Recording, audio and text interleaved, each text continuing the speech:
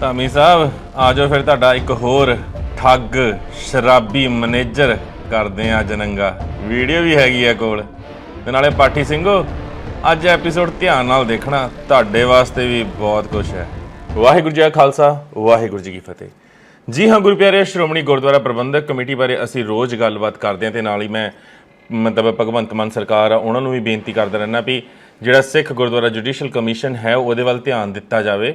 ਤੇ ਮੈਨੂੰ ਸਰਕਾਰ ਦੇ ਇੱਕ ਦੋ ਨੁਮਾਇੰਦਿਆਂ ਦੀ ਕਾਲ ਵੀ ਆਈ ਸੀ ਕਿ 15 ਅਗਸਤ ਕਰਕੇ ਕਾਫੀ ਬਿਜ਼ੀ ਹੈ ਤੇ ਉਸ ਤੋਂ ਬਾਅਦ ਅਸੀਂ ਜ਼ਰੂਰ ਧਿਆਨ ਦੇਵਾਂਗੇ ਇਸ ਵੱਲ, ਕਿਉਂਕਿ ਅਗਰ ਇਹ ਜਿਹੜਾ ਕਮਿਸ਼ਨ ਇਹਨਾਂ ਨੇ ਬਣਾਇਆ ਹੋਇਆ ਹੈ ਜਿਹੜਾ ਸਿਰਫ ਦਿਖਾਵਾ ਆ, ਇਹ ਕਮਿਸ਼ਨ ਅਗਰ ਭੰਗ ਕਰ ਦਿੱਤਾ ਜਾਵੇ ਤੇ ਨਵਾਂ ਕਮਿਸ਼ਨ ਬਣਾਇਆ ਜਾਵੇ, ਇਹਨਾਂ ਦੇ ਅੱਧੇ ਨਾਲੋਂ ਵੱਧ ਘਪਲੇ ਸੰਗਤ ਜੀ ਨਿਕਲ ਕੇ ਸਾਹਮਣੇ ਆ ਜਾਣਗੇ। ਇਸ ਕਰਕੇ ਸੰਗਤ ਜਿਹੜੀ ਦੇਖ ਰਹੀ ਹੈ ਉਹਨੂੰ ਵੀ ਮੈਂ ਕਹਿਣਾ ਕਿ ਆਪਣੇ ਪੱਧਰ ਦੇ ਉੱਤੇ ਭਗਵੰਤ ਮਾਨ ਸਰਕਾਰ ਤੇ ਇਹ ਪ੍ਰੈਸ਼ਰ ਜ਼ਰੂਰ ਤੁਸੀਂ ਵੀ ਬਣਾਓ, ਆਪਣੇ ਪੱਧਰ ਤੇ ਜਿੱਦਾਂ ਵੀ ਬਣਾ ਸਕਦੇ ਹੋ ਵੀ ਜਿਹੜਾ ਇਹ ਗੁਰਦੁਆਰਾ ਜੁਡੀਸ਼ੀਅਲ ਕਮਿਸ਼ਨ ਹੈਗਾ ਆ ਇਸ ਨੂੰ ਮਤਲਬ ਇਹਨੂੰ ਦਰੁਸਤ ਕੀਤਾ ਜਾਵੇ, ਭੰਗ ਕਰਕੇ ਦੁਬਾਰਾ ਤੋਂ ਇਹ ਬਣਾਇਆ ਜਾਵੇ, ਨਿਯੁਕਤੀ ਦੁਬਾਰਾ ਤੋਂ ਕੀਤੀ ਜਾਵੇ, ਜਿਹੜੇ ਵੀ ਜੱਜ ਹੈਗੇ ਨੇ, ਜਿਹੜਾ ਵੀ ਚੇਅਰਮੈਨ ਹੈਗਾ ਆ, ਤੇ ਉਸ ਤੋਂ ਇਲਾਵਾ ਆਡਿਟ ਸ਼੍ਰੋਮਣੀ ਗੁਰਦੁਆਰਾ ਪ੍ਰਬੰਧਕ ਕਮੇਟੀ ਦਾ ਆਡਿਟ, ਕਿਉਂਕਿ ਅੱਜ ਤੋਂ ਪਹਿਲਾਂ ਜਿੰਨੇ ਵੀ ਇਹਨਾਂ ਦੇ ਪੋਤੜੇ ਫੁੱਲ ਨੇ ਉਹਨਾਂ ਦੀ ਜ਼ੁਬਾਨ ਹੀ ਇਹਨਾਂ ਨੇ ਬੰਦ ਕਰਵਾਈ ਹੈ। ਖੈਰ ਜ਼ੁਬਾਨ ਬੰਦ ਜਿਹਨਾਂ ਦੀ ਕਰਵਾਤੀ ਇਸ ਜ਼ੁਬਾਨ ਦੇ ਉੱਤੇ ਉਸ ਗੁਰੂ ਰਾਮਦਾਸ ਦੀ ਕਿਰਪਾ ਆ ਤੇ ਉਸ ਗੁਰੂ ਰਾਮਦਾਸ ਦੀ ਮਤਲਬ ਛਤਰ ਛਾਇਆ ਦੇ ਵਿੱਚ ਜਿਹੜਾ ਤੁਸੀਂ ਕਹਿ ਸਕਦੇ ਹੋ ਕਿ ਉਹਨਾਂ ਦੇ ਕਹਿਣ ਦੇ ਉੱਤੇ ਹੀ ਇਹ ਸਭ ਕੁਝ ਹੋ ਰਿਹਾ ਆ। ਕਿਉਂਕਿ ਮੈਂ ਕਦੀ ਸੋਚਿਆ ਨਹੀਂ ਸੀ ਜਦੋਂ ਐਪੀਸੋਡ ਕਰਨੇ ਸ਼ੁਰੂ ਕੀਤੇ ਸੀ ਕਿ ਗੱਲ ਇੱਥੇ ਤੱਕ ਪਹੁੰਚੂਗੀ, ਪਰ ਜਦੋਂ ਇੰਨਾ ਪਿਆ ਹੋਇਆ ਗੰਦ ਦੇਖਿਆ ਤਾਂ ਫਿਰ ਮੇਰੇ ਤੋਂ ਆਪ ਹੀ ਰਿਹਾ ਨਹੀਂ ਗਿਆ। ਮੈਨੂੰ ਨਹੀਂ ਸੀ ਪਤਾ ਕਿ ਪ੍ਰਮਾਤਮਾ ਨੇ ਕੀ ਸੇਵਾ ਲਿਖੀ ਹੈ, ਜੇ ਲਿਖੀ ਹੈ ਤਾਂ ਹੁਣ ਉਹ ਸੇਵਾ ਪੂਰਨ ਤੌਰ ਤੇ ਨਿਭਾਵਾਂਗੇ। ਜਿੱਦਾਂ ਮੈਂ ਪਹਿਲਾਂ ਵੀ ਕਹਿੰਦਾ ਇਹ ਗੁਰਦੁਆਰਾ ਸੁਧਾਰ ਲਹਿਰ ਬੇਸ਼ੱਕ ਇਹਨਾਂ ਨੇ ਸ਼ੁਰੂ ਕੀਤੀ ਸੀ, ਪਰ ਹੁਣ ਉਸ ਲਹਿਰ ਨੂੰ ਅੰਜਾਮ ਤੱਕ ਪਹੁੰਚਾਉਣਾ ਸੰਗਤ ਜੀ ਸਾਡੀ ਜ਼ਿੰਮੇਵਾਰੀ ਹੈ। ਜੇ ਅਸੀਂ ਉਹਨੂੰ ਅੰਜਾਮ ਤੱਕ ਹੁਣ ਨਹੀਂ ਪਹੁੰਚਾਉਂਦੇ, ਜੇ ਇਹਨਾਂ ਵਾਂਗੂ ਹੀ ਐਸਜੀਪੀਸੀ ਦੇ ਕਰਿੰਦਿਆਂ ਵਾਂਗ ਹੀ ਅਸੀਂ ਗੋਂਗਲੂਆਂ ਤੋਂ ਮਿੱਟੀ ਝਾੜਦੇ ਹਾਂ ਤਾਂ ਫਿਰ ਉਸ ਗੁਰੂ ਰਾਮਦਾਸ ਦੀ ਕਚਹਿਰੀ ਦੇ ਵਿੱਚ, ਉਸ ਅਕਾਲ ਪੁਰਖ ਦੀ ਕਚਹਿਰੀ ਦੇ ਵਿੱਚ ਆਪਾਂ ਸਾਰੇ ਗੁਨੇਗਾਰ ਹੋਵਾਂਗੇ। ਕਿਉਂਕਿ ਅਕਸਰ ਕਹਿੰਦੇ ਆ ਨਾ ਅਸੀਂ ਗੁਨਾਹ ਕਰਨ ਵਾਲੇ ਨਾਲੋਂ ਸਹਿਣ ਵਾਲਾ ਤੇ ਹੋ ਰਿਹਾ ਗੁਨਾਹ ਦੇਖਣ ਵਾਲਾ ਸਾਰੇ ਬਰਾਬਰ ਦੇ ਭਾਗੀਦਾਰ ਨੇ। ਇਸ ਕਰਕੇ ਜ਼ਮੀਰ ਜਗਾ ਲਓਗੇ ਤਾਂ ਚੰਗੇ ਰਹੋਗੇ, ਸਾਥ ਦਿਓਗੇ ਤਾਂ ਚੰਗੇ ਰਹੋਗੇ। ਫਿਰ ਜਦੋਂ ਉਸ ਗੁਰੂ ਦੇ ਦਰ ਤੇ ਜਾ ਕੇ ਢੁਕੋਗੇ ਤਾਂ ਗੁਰੂ ਬਾਹਾਂ ਖੋਲ ਕੇ ਤੁਹਾਡਾ ਸਵਾਗਤ ਕਰ ਰਿਹਾ ਹੋਏਗਾ। ਉਸ ਤੋਂ ਇਲਾਵਾ ਮੈਂ ਕੱਲ ਗੱਲ ਕੀਤੀ ਸੀ ਮੰਜੀ ਸਾਹਿਬ ਕੋਟਾ ਆਲਮਗੀਰ ਦੀ, ਜਿੱਥੋਂ ਸੋਨੇ ਦਾ ਛਤਰ ਖੁਰਦ-ਬੁਰਦ ਹੋਇਆ ਸੀਗਾ।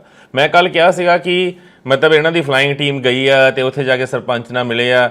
ਉਹ ਉਸ ਪਿੰਡ ਦੇ ਬੱਚੇ ਨੇ, ਅੱਜ ਤੋਂ ਮਤਲਬ ਕੋਈ ਨੌਜਵਾਨ ਸੀ, ਉਹਨਾਂ ਨੇ ਅੱਜ ਤੋਂ 4-5 ਮਹੀਨੇ ਪਹਿਲਾਂ ਦੀ ਇੱਕ ਮੈਨੂੰ ਸਨੈਪਸ਼ਾਟ ਕਟਿੰਗ ਭੇਜੀ ਸੀਗੀ ਤੇ ਵੀਡੀਓ 2-4 ਦਿਨ ਪਹਿਲਾਂ ਕੋਈ YouTube ਤੇ ਉਹਨਾਂ ਦੇ ਵੱਲੋਂ ਹੀ ਅਪਡੇਟ ਕੀਤੀ ਗਈ ਹੈ ਤੇ ਮੈਨੂੰ ਲੱਗਿਆ ਵੀ ਸ਼ਾਇਦ ਆਹ 2-4 ਦਿਨ ਪਹਿਲਾਂ, ਕਿਉਂਕਿ ਮੈਂ ਮੈਸੇਜ ਹੀ ਸਿਰਫ ਪੜ੍ਹਿਆ ਤੇ ਮੈਨੂੰ ਲੱਗਿਆ ਅਪਡੇਸ਼ਨ ਹੋਣੇ ਦੀ ਹੈ। ਪਰ ਫਿਰ ਉਸ ਤੋਂ ਬਾਅਦ ਜਦੋਂ ਮੈਂ ਕੱਲ ਬੋਲਿਆ ਤਾਂ ਉਸ ਪਿੰਡ ਤੋਂ ਮੈਨੂੰ ਫੋਨ ਆਇਆ ਕਿ ਭਾਜੀ ਇਹ ਤਾਂ 5 ਮਹੀਨੇ ਪਹਿਲਾਂ ਸਾਡੇ ਕੋਲ ਆਏ ਸੀ ਮਿੰਨਤਾਂ ਕਰਨ ਵਾਸਤੇ ਵੀ ਅਸੀਂ 15-20-25 ਦਿਨਾਂ ਦੇ ਵਿੱਚ ਆ ਕੇ ਸੋਨੇ ਦਾ ਜਿਹੜਾ ਛਤਰ ਹੈਗਾ ਉੱਥੇ ਲਾ ਜਾਾਂਗੇ, ਪਰ 5 ਮਹੀਨੇ ਤੋਂ ਉੱਤੇ ਹੋ ਗਏ, ਇਹਨਾਂ ਵਿੱਚੋਂ ਕੋਈ ਨਹੀਂ ਆਇਆ। ਸੋ ਸੰਗਤ ਜੀ ਸਮਝ ਸਕਦੇ ਹੋ ਵੀ ਅਗਰ ਉਸ ਵੇਲੇ ਪਿੰਡ ਦਾ ਸਰਪੰਚ ਸਾਈਨ ਕਰ ਦਿੰਦਾ, ਜਿਹੜੇ ਵੀ ਪੇਪਰ ਲੈ ਕੇ ਇਹਨਾਂ ਦੇ ਕਰਿੰਦੇ ਉੱਥੇ ਪਹੁੰਚੇ ਸੀ ਆਲਮਗੀਰ, ਤਾਂ ਫਿਰ ਕੰਮ ਉੱਥੇ ਠੱਪ ਹੋ ਜਾਣਾ ਸੀਗਾ। ਖਬਰੇ ਕੀ ਕਰਦੇ ਨੇ, ਕਿਹੜੇ ਤਰੀਕੇ ਨਾਲ ਕਰਦੇ ਨੇ। ਖੈਰ ਉਸ ਤੋਂ ਇਲਾਵਾ ਸੰਗਤ ਜੀ ਮਤਲਬ ਸਤਿੰਦਰ ਜਿਹੜਾ ਇਹਨਾਂ ਦਾ ਹੈਗਾ ਆ ਲੰਗਰ ਮੈਨੇਜਰ ਆ, ਜਿਹੜਾ ਵੀ ਬੋਲਿਆ ਸੀਗਾ, ਠੀਕ ਹੈ ਜੀ, ਮੈਨੂੰ ਜਿਹਨੇ ਜਵਾਬ ਦਿੱਤੇ ਸੀ ਸਤਿੰਦਰ ਨੇ, ਜਿਹਨੂੰ ਮੈਂ 4-5 ਕੁਐਸਚਨ ਵੀ ਪੁੱਛੇ ਨੇ, ਉਸ ਦੇ ਖਿਲਾਫ ਜਿਹੜੇ ਅਧਿਕਾਰੀ ਨੇ ਫੋਨੋ ਕੀਤਾ ਸੀ, ਭੋਪਾਲੀ ਆਈ ਥਿੰਕ ਨਾਮ ਆ ਉਹਦਾ, ਉਹ ਮੈਂ ਪਹਿਲਾਂ ਵੀ 3-4 ਵਾਰ ਕਹਿ ਚੁੱਕਿਆ ਕਿ ਉਸ ਬੰਦੇ ਨੂੰ ਸਾਹਮਣੇ ਲਿਆਂਦਾ ਜਾਵੇ। ਕਿੱਥੇ ਉਹ ਬੰਦਾ? ਐਸਜੀਪੀਸੀ ਉਹਦੇ ਪਿੱਛੇ ਹੱਥ ਧੋ ਕੇ ਪਈ ਹੋਈ ਆ। ਉਹ ਬੰਦਾ ਆਪਣੇ ਘਰੇ ਵੀ ਨਹੀਂ ਹੈਗਾ, ਫੋਨ ਵੀ ਉਹਨਾਂ ਨਹੀਂ ਚੱਲ ਰਿਹਾ। ਮੈਂ ਸਤਿੰਦਰ ਨੂੰ ਪਹਿਲਾਂ ਵੀ ਕਿਹਾ ਸੀ ਜੇ ਆਪਣੇ ਪੋਤੜੇ ਸਾਫ਼ ਕਰਨੇ ਨੇ, ਜੇ ਆਪਣੇ ਆਪ ਨੂੰ ਬੇਗੁਨਾਹ ਸਾਬਤ ਕਰਦਾ ਆ ਤਾਂ ਉਸੇ ਬੰਦੇ ਨੂੰ ਨਾਲ ਬਿਠਾ ਲਾ, ਚੱਲ ਉਹ ਤੇਰੇ ਹੱਕ 'ਚ ਬਿਆਨ ਦੇ ਦੂ। ਉਹ ਤਾਂ ਸੰਗਤ ਨੂੰ ਹੀ ਪਤਾ, ਡਾਂਗ ਉਹਦੇ ਸਿਰ ਤੇ ਰੱਖੋਗੇ ਤਾਂ ਉਹਨੇ ਬੋਲਣਾ ਹੀ ਹੈ ਜੋ ਤੁਸੀਂ ਬੁਲਾਓਗੇ, ਪਰ ਉਹ ਬੰਦਾ ਲੱਭ ਕੇ ਲਿਆਓ, ਸਾਹਮਣੇ ਕਰੋ ਸੰਗਤ ਦੇ, ਕਿਉਂਕਿ ਉਸ ਦਾ ਫੋਨ ਨਹੀਂ ਚੱਲ ਰਿਹਾ। ਲਗਾਤਾਰ ਮੈਂ ਵੀ ਟਰਾਈ ਕਰ ਰਿਹਾ ਹਾਂ। ਸੋ ਅਦਰਵਾਈਜ਼ ਅੰਮ੍ਰਿਤਸਰ ਦੀ ਸੰਗਤ ਨੂੰ ਮੈਂ ਬੇਨਤੀ ਕਰਦਾ ਹਾਂ ਉਸ ਦੀ ਮਿਸਿੰਗ ਦੀ ਕੰਪਲੇਂਟ ਕਰਿਓ। ਕੰਟੈਕਟ ਚਾਹੀਦਾ ਹੋਗਾ, ਨੰਬਰ ਮੈਂ ਦਊਂਗਾ ਤੁਹਾਨੂੰ, ਆਪਣੇ ਆਪ ਉਹ ਬੰਦਾ ਵੀ ਸਾਹਮਣੇ ਨਿਕਲੇ, ਕਿਉਂਕਿ ਇਹਨਾਂ ਦਾ ਕੋਈ ਪਤਾ ਨਹੀਂ ਹੈ ਕੀ ਕਰਦੇ ਨੇ ਕੀ ਨਹੀਂ ਕਰਦੇ। ਉਸ ਬੰਦੇ ਦੀ ਮਿਸਿੰਗ ਦੀ ਫਿਰ ਕੰਪਲੇਂਟ ਜਾਂ ਤਾਂ ਸਾਨੂੰ ਇੱਧਰੋਂ ਲਾਂਚ ਕਰਨੀ ਪਏਗੀ, ਕਿਉਂਕਿ ਇਹਨਾਂ ਦਾ ਕੋਈ ਭਰੋਸਾ ਨਹੀਂ ਹੈ ਕੀ ਕਰਦੇ ਨੇ ਕੀ ਨਹੀਂ ਕਰਦੇ। ਰੱਬ ਹੀ ਰੱਖਾ ਇਹਨਾਂ ਦਾ। ਉਸ ਤੋਂ ਇਲਾਵਾ ਮੈਨੂੰ ਇੱਕ ਹੋਰ ਚੀਜ਼ ਪਤਾ ਲੱਗੀ ਹੈ, ਜਿਹੜੇ ਤੁਸੀਂ ਮਤਲਬ ਡਬਲ ਸ਼ਿਫਟਾਂ ਟ੍ਰਿਪਲ ਸ਼ਿਫਟਾਂ ਕਰਵਾਉਂਦੇ ਹੋ, ਠੀਕ ਹੈ, ਜਿੱਦਣ ਮੈਂ ਬੋਲਿਆ ਉਸ ਤੋਂ ਬਾਅਦ 5-7-10 ਦਿਨ ਬਹੁਤ ਚੰਗਾ ਰਿਹਾ। ਸ਼੍ਰੋਮਣੀ ਗੁਰਦੁਆਰਾ ਪ੍ਰਬੰਧਕ ਕਮੇਟੀ ਦੇ ਵਿੱਚ ਕਿਸੇ ਵੀ ਬੰਦੇ ਨੂੰ ਤੁਸੀਂ ਡੰਡਾ ਨਹੀਂ ਦਿੱਤਾ ਕਿ ਡਬਲ ਸ਼ਿਫਟ ਕਰ, ਟ੍ਰਿਪਲ ਸ਼ਿਫਟ ਕਰ ਜਾਂ 4 ਘੰਟੇ ਫਾਲਤੂ ਲਾ। ਤੇ ਆ ਜਿਹੜੀਆਂ ਕਰਤੂਤਾਂ ਫੜੀਆਂ ਹੋਈਆਂ ਨੇ ਉੱਥੇ ਪਿਛਲੇ ਸੰਡੇ ਸੰਗਤ ਜੀ ਇਹਨਾਂ ਨੇ ਫੇਰ ਤੋਂ ਮਤਲਬ ਕੱਲ ਨੋਟੀਫਿਕੇਸ਼ਨ ਪਿਛਲੇ ਸੰਡੇ ਤੋਂ ਪਹਿਲਾਂ 2-3 ਦਿਨ ਪਹਿਲਾਂ ਨੋਟੀਫਿਕੇਸ਼ਨ ਇਹਨਾਂ ਨੇ ਜਾਰੀ ਕੀਤੀ ਸੀ ਡਬਲ ਸ਼ਿਫਟਾਂ ਦੀ। ਠੀਕ ਹੈ, ਡਬਲ ਸ਼ਿਫਟਾਂ ਤਾਂ ਲਵਾਉਂਦੇ ਨੇ 3-3 4-4 ਘੰਟੇ ਹੋਰ ਐਕਸਟਰਾ ਉੱਤੇ ਲਵਾ ਲੈਂਦੇ ਨੇ ਇਹਨਾਂ ਤੋਂ, ਜਿਹੜਾ ਕਿਸੇ ਖਾਤੇ ਵਿੱਚ ਹੀ ਨਹੀਂ ਆਂਦਾ। ਮਤਲਬ ਇਹਨੂੰ ਸ਼ਰਮ ਹੀ ਨਹੀਂ ਹੈਗੀ। ਮੈਨੂੰ ਇਹ ਸੀਗਾ ਵੀ ਚੱਲ ਕੋਈ ਗੱਲ ਨਹੀਂ, ਹੁਣ ਕਿਸੇ ਪਾਸੇ ਕਿ ਸੰਗਤ ਦੱਸਦੀ ਆ ਵੀ ਕਿੱਥੇ ਸੁਧਾਰ ਹੋਇਆ ਤੇ ਕਿੱਥੇ ਨਹੀਂ ਹੋਇਆ, ਤੇ ਇਹਨਾਂ ਨੇ ਪਹਿਲਾਂ ਥੋੜੇ ਦਿਨ 10-15-20 ਦਿਨ ਸੁਧਾਰ ਕੀਤਾ ਸੀਗਾ, ਮੁੜ ਤੋਂ ਖੋਤੀ ਫੇਰ ਤੋਂ ਇਹਨਾਂ ਦੀ ਬੋੜ ਹੇਠਾਂ। ਖੈਰ, ਜਿਹਨਾਂ ਦੀਆਂ ਡਬਲ ਸ਼ਿਫਟਾਂ ਹੈਗੀਆਂ ਨੇ, ਮੈਂ ਤੁਹਾਨੂੰ ਹੁਣ ਕਹਿਣਾ ਆ, ਪਹਿਲਾਂ ਮੈਂ ਗੁਪਤ ਰੂਪ 'ਚ ਕਿਹਾ ਸੀ, ਹੁਣ ਖੁੱਲ੍ਹੇਆਮ ਕਹਿਣਾ ਆ, ਜਿਹਨਾਂ ਨੂੰ ਇਹ ਡਬਲ ਸ਼ਿਫਟਾਂ ਲਾਉਣ ਵਾਸਤੇ ਕਹਿੰਦੇ ਨੇ ਨਾ, ਲਾਓ ਜੀ ਸਦਕੇ ਲਾਓ ਡਬਲ ਸ਼ਿਫਟਾਂ। ਠੀਕ ਹੈ, ਇਹ ਤੁਹਾਨੂੰ ਰਜਿਸਟਰ ਦੀ ਕਾਪੀ ਨਹੀਂ ਦਿੰਦੇ, ਕੋਈ ਗੱਲ ਨਹੀਂ, ਘਰੇ ਜਾ ਕੇ ਪੈਨ ਪੇਪਰ ਲਓ। ਠੀਕ ਹੈ, ਜਾਂ ਘਰੇ ਇੱਕ ਰਜਿਸਟਰ ਲਾ ਦਿਓ, ਉਹਦੇ ਤੇ ਨੋਟ ਕਰੋ ਕਿਹੜੀ ਤਰੀਕ ਨੂੰ ਤੁਸੀਂ ਕਿੰਨੇ ਤੋਂ ਕਿੰਨੇ ਸ਼ਿਫਟ ਲਾਈ ਤੇ ਉਸ ਤੋਂ ਇਲਾਵਾ ਕਿੰਨੇ ਘੰਟੇ ਤੁਸੀਂ ਐਕਸਟਰਾ ਕੀਤੇ, ਸਾਰੇ ਜਿਹਨਾਂ ਤੋਂ ਲਵਾਈ ਜਾਂਦੀ ਹੈ। ਮੈਨੂੰ ਬਸ 2-4-6 ਜਾਣੇ ਦੀ ਚਾਹੀਦੀ ਆ, ਵੈਸੇ 2-3 ਜਾਣੇ ਦੀ ਮੇਰੇ ਕੋਲ ਪਹੁੰਚੀ ਹੋਈ ਹੈ, 2-4 ਜਾਣਿਆਂ ਦੀ, ਬਾਕੀਆਂ ਦੀ ਵੀ ਪਹੁੰਚ ਜਾਣੀ ਹੈ ਡਿਟੇਲ। ਇਹਨਾਂ ਨੂੰ ਅਦਰਵਾਈਜ਼ ਦਰਬਾਰ ਸਾਹਿਬ ਦੇ ਵਿੱਚ ਹੀ ਖੜ ਕੇ ਆਪਣੀ ਵੌਇਸ ਰਿਕਾਰਡ ਕਰ ਲਓ, ਜਾਂ ਛੋਟੀ ਮੋਟੀ ਵੀਡੀਓ ਆਪਣੀ ਬਣਾ ਲਓ ਵੀ ਮੇਰੀ ਸ਼ਿਫਟ ਇੰਨੇ ਵਜੇ ਤੋਂ ਸ਼ੁਰੂ ਹੋਈ ਸੀ ਤੇ ਇੰਨੇ ਵਜੇ ਖਤਮ ਹੋਣੀ ਸੀ, ਤੇ ਮੈਂ ਅੱਜ ਹੁਣ ਇੰਨੇ ਵੱਜ ਕੇ ਇੰਨੇ ਮਿੰਟ ਹੋ ਗਏ ਆ ਤੇ ਇੰਨੇ ਘੰਟੇ ਮੈਂ ਉੱਤੇ ਕੰਮ ਕਰਕੇ ਚੱਲਿਆ ਆ, ਪਰ ਰਜਿਸਟਰ ਦੇ ਵਿੱਚ ਇਹਨਾਂ ਨੇ ਮੇਰੀ ਸ਼ਿਫਟ ਇੰਨੇ ਤੋਂ ਇੰਨੇ ਲਾਈ ਆ। 1 ਮਿੰਟ ਅੱਧੇ 30 ਸਕਿੰਟ ਦੀ ਵੀਡੀਓ ਨਹੀਂ ਬਣਨੀ ਇਹ ਵੀਡੀਓ ਡੇਟ ਵਾਈਜ਼ ਬਣਾ ਕੇ ਆਪਣੇ ਮੋਬਾਈਲਾਂ ਦੇ ਵਿੱਚ ਸੇਵ ਕਰਦੇ ਰਹੋ। ਨਹੀਂ ਤਾਂ ਇਹਨਾਂ ਨੇ ਅਗਰ ਤੁਹਾਨੂੰ ਲੱਗਦਾ ਮੋਬਾਈਲ ਚੈੱਕ ਕਰਦੇ ਨੇ, ਮੋਬਾਈਲ ਦੇ ਵਿੱਚ ਵੀਡੀਓ ਬਣਾਓ। ਠੀਕ ਹੈ, ਕਿਸੇ ਵੀ ਇੱਕ ਬੰਦੇ ਦੀ ਡਿਊਟੀ ਲਾ ਦਿਓ, 2 ਬੰਦਿਆਂ ਦੀ ਡਿਊਟੀ ਲਾ ਦਿਓ, ਸਾਰੇ ਆਪਣੀਆਂ ਵੀਡੀਓ ਬਣਾ ਕੇ ਉੱਥੇ ਸੁੱਟੋ, ਧਾੜ। ਨਹੀਂ ਤਾਂ ਅੰਦਰ ਹੀ ਖੜਾਏ ਤੁਹਾਨੂੰ 1-2 ਨੰਬਰ ਹੋਰ ਇਸ਼ੂ ਕਰ ਦਿੰਨੇ ਆ, ਤੇ ਉਹਨਾਂ ਨੰਬਰਾਂ ਦੇ ਉੱਤੇ ਮੈਨੂੰ ਸਿੱਧੀਆਂ ਸੁੱਟ ਦਿਓ। ਠੀਕ ਹੈ, ਨੰਬਰ ਤੁਹਾਡੇ ਕੋਲ ਪਹੁੰਚ ਜੂ। ਇਹ ਲੱਭਦੇ ਰਹਿਣ ਸੈਣੀ ਦਾ ਕਿਹੜਾ ਨੰਬਰ ਆ, ਸਿੱਧੀਆਂ ਮੈਨੂੰ ਸੁੱਟਣੀਆਂ ਸ਼ੁਰੂ ਕਰ ਦਿਓ, ਨੰਬਰ ਤੁਹਾਡੇ ਕੋਲ ਆਪਣੇ ਆਪ ਪਹੁੰਚ ਜਾਣਾ ਹੈ। ਠੀਕ ਹੈ ਜੀ, ਚਾਹੇ ਇਹਨਾਂ ਦੇ ਦਫ਼ਤਰ ਵਾਲੇ ਨੇ ਉਹਨਾਂ ਕੋਲ ਹੀ ਪਹੁੰਚ ਜੂਗਾ, ਪਾਠੀ ਸਿੰਘ ਨੇ ਉਹਨਾਂ ਕੋਲ ਪਹੁੰਚ ਜੂਗਾ, ਗ੍ਰੰਥੀ ਜਿਹੜੇ ਹੈਗੇ ਨੇ ਉਹਨਾਂ ਕੋਲ ਪਹੁੰਚ ਜੂਗਾ, ਤੇ ਫਲਾਈਂਗ ਵਾਲੇ ਉਹਨਾਂ ਕੋਲ ਪਹੁੰਚ ਜੂਗਾ। ਜਿਹੜੀਆਂ ਇਹਨਾਂ ਦੇ ਕਰਤੂਤਾਂ ਹੈਗੀਆਂ ਨੇ, ਉਹ ਨਵਾਂ ਨੰਬਰ ਕਿਸੇ ਨੂੰ ਨਹੀਂ ਪਤਾ ਹੋਊਗਾ, ਤੁਹਾਡੇ ਕੋਲ ਪਹੁੰਚੂਗਾ, ਤੁਸੀਂ ਸਿੱਧਾ ਉੱਤੇ ਸੁੱਟਣੀਆਂ ਸ਼ੁਰੂ ਕਰਿਓ। ਇਹਨਾਂ ਦੀਆਂ ਕਰਤੂਤਾਂ ਐਵੇਂ ਸਿੱਧੀਆਂ ਹੋਣਗੀਆਂ। ਮਤਲਬ ਐਤਵਾਰ ਤੋਂ ਹੀ ਸੰਗਤ ਜੀ, ਕੱਲ ਤੋਂ ਇਹਨਾਂ ਨੇ ਫੇਰ ਤੋਂ ਡਬਲ ਸ਼ਿਫਟਾਂ ਲਗਾਉਣੀਆਂ ਸ਼ੁਰੂ ਕਰਵਾਤੀਆਂ ਉਹਨਾਂ ਦੀਆਂ। ਵਿਚਾਰੇ ਸਾਰਾ ਦਿਨ ਖੜੀ ਲੱਤੇ ਰਹਿੰਦੇ ਨੇ, ਤੇ ਫੇਰ ਇਹ ਕਹਿੰਦੇ ਨੇ ਨਹੀਂ ਜੀ ਅਸੀਂ 32 ਘੰਟੇ ਦੇ ਅੱਗੇ ਰੈਸਟ ਦਿੰਦੇ ਆ ਇਹਨਾਂ ਨੂੰ, 7 ਚੁੱਲ੍ਹਿਆਂ ਦੀ ਸਵਾਹ ਦੇਣੇ, ਜਿਹੜੇ 6 ਘੰਟੇ ਐਕਸਟਰਾ ਲਾ ਕੇ ਜਾਂਦੇ ਨੇ ਉਹਦਾ ਬਸ਼ਰਮੀ ਦੀ ਹੱਦ ਕੀਤੀ ਹੋਈ ਹੈ। ਤੁਸੀਂ ਇਨਸਾਨ ਨੂੰ ਇਨਸਾਨ ਹੀ ਨਹੀਂ ਸਮਝਦੇ। ਵਿਚਾਰੇ ਜਿਹੜੇ ਕਾਰਖਾਨੇ ਵਾਲੇ ਹੈਗੇ ਨੇ, ਜਿਹੜੇ ਧੂਫੀਏ ਹੈਗੇ ਨੇ, ਉਹਨਾਂ ਨੂੰ ਤੁਸੀਂ ਪੂਰਾ 30 ਦਿਨ ਕੰਮ ਕਰਾਉਂਦੇ ਹੋ, 6 ਛੁੱਟੀਆਂ ਆਉਂਦੀਆਂ ਕੱਟਦੇ ਹੋ ਉਹਨਾਂ ਦੀਆਂ, ਕੰਮ ਕਰਨ ਦੇ ਬਾਵਜੂਦ। ਆਪਣੀਆਂ ਇੱਕ ਕਟਵਾ ਕੇ ਦੇਖੋ, ਜਾਨ ਨਿਕਲ ਜੂ ਤੁਹਾਡੀ। ਤੁਸੀਂ ਤਾਂ ਬੰਦਵਾ ਮਜ਼ਦੂਰ ਜਿਹੜੇ ਹੁੰਦੇ ਨੇ ਨਾ, ਉਹਨਾਂ ਤੋਂ ਵੀ ਤੁਸੀਂ ਕਿਤੇ ਵੱਧ ਤੋਂ ਬੱਤਰ ਸਲੂਕ ਇਹਨਾਂ ਮਤਲਬ ਗੁਰੂ ਘਰ ਜਿਹੜੇ ਕਾਮੇ ਨੇ ਉਹਨਾਂ ਦੇ ਨਾਲ ਕਰਦੇ ਹੋ। ਤੁਹਾਨੂੰ ਡੁੱਬ ਕੇ ਮਰ ਜਾਣਾ ਚਾਹੀਦਾ, ਡੁੱਬ ਕੇ। ਫਿਰ ਤੁਸੀਂ ਕਹਿੰਦੇ ਹੋ ਕਿ ਮੈਂ ਬੋਲਦਾ ਕਿਉਂ ਆ। ਨਹੀਂ ਉੱਚੀ ਬੋਲਿਆ ਸੀ ਨਾ ਬਹੁਤ ਦਿਨਾਂ ਤੋਂ, ਮੈਨੂੰ ਸੀਗਾ ਪਤਾ ਲੱਗ ਰਿਹਾ ਸੀ ਅੰਦਰ ਸੁਧਾਰ ਹੋਇਆ ਆ। ਤੁਸੀਂ ਕਿਹੜੀਆਂ ਗੱਲਾਂ ਚੀਜ਼ਾਂ ਸੁਧਾਰ ਰਹੇ ਹੋ ਪਤਾ ਲੱਗਿਆ ਸੀ ਮੈਨੂੰ, ਪਰ ਤੁਹਾਨੂੰ ਲੱਗਿਆ ਕੋਈ ਨਹੀਂ 295 ਦਾ ਪਰਚਾ ਹੋ ਗਿਆ, ਹੁਣ ਤਾਂ ਇਹ ਟਲ ਜੂ ਆਪੇ। ਟਲਦਾ ਨਹੀਂ। ਅਗਰ ਆਹ ਕਰਤੂਤਾਂ ਰਹੀਆਂ, ਫਿਰ ਮੈਂ ਉਹ ਇੱਕ ਦਿਨ ਜੁੱਤੀ ਰੱਖੀ ਸੀ ਨਾ, ਫਿਰ ਮੈਂ ਜੁੱਤੀ ਰੱਖ ਲੈਣੀ ਆ ਸਾਹਮਣੇ। ਸੱਚੀ ਕਹਿ ਰਿਹਾ ਆ। ਜੇ ਤੁਸੀਂ ਉੱਥੇ ਦੇ ਕਾਮਿਆਂ ਨੂੰ ਤੰਗ ਕੀਤਾ, ਜੇ ਉਹਨਾਂ ਦੇ ਗਲ 'ਚ ਅੰਗੂਠਾ ਦਿੱਤਾ, ਤੇ ਅੱਜ ਮੈਂ ਜਿਹੜੇ ਪਾਠੀ ਸਿੰਘ ਹੈਗੇ ਉਹਨਾਂ ਨੂੰ ਦੱਸਦਾ ਆ ਕਿ ਤੁਹਾਡਾ ਕਿੱਦਾਂ ਇਹ ਬੇਵਕੂਫ ਬਣਾ ਰਹੇ ਨੇ ਪਾਠੀ ਸਿੰਘਾਂ ਦਾ। ਤੁਸੀਂ ਆਪਣੀਆਂ ਤਨਖਾਹਾਂ ਨੂੰ ਰੋਲਾਂ ਨੂੰ ਲੈ ਕੇ ਸਿਰਫ ਉੱਥੇ ਤੱਕ ਉਲਝੇ ਹੋਏ ਨਾ, ਤੁਹਾਡੇ ਉੱਤੋਂ ਇਹ ਕਿੱਥੋਂ ਕਿੰਨਾ ਕਮਾ ਰਹੇ ਨੇ ਉਹ ਤੁਹਾਨੂੰ ਅੱਜ ਦੱਸਾਂਗਾ। ਜਿਹੜੀ ਕਮਾਈ ਤੁਹਾਡਾ ਹੱਕ ਬਣਦੀ ਹੈ ਉਹ ਤੁਹਾਨੂੰ ਦੱਸੂਗਾ ਮੈਂ।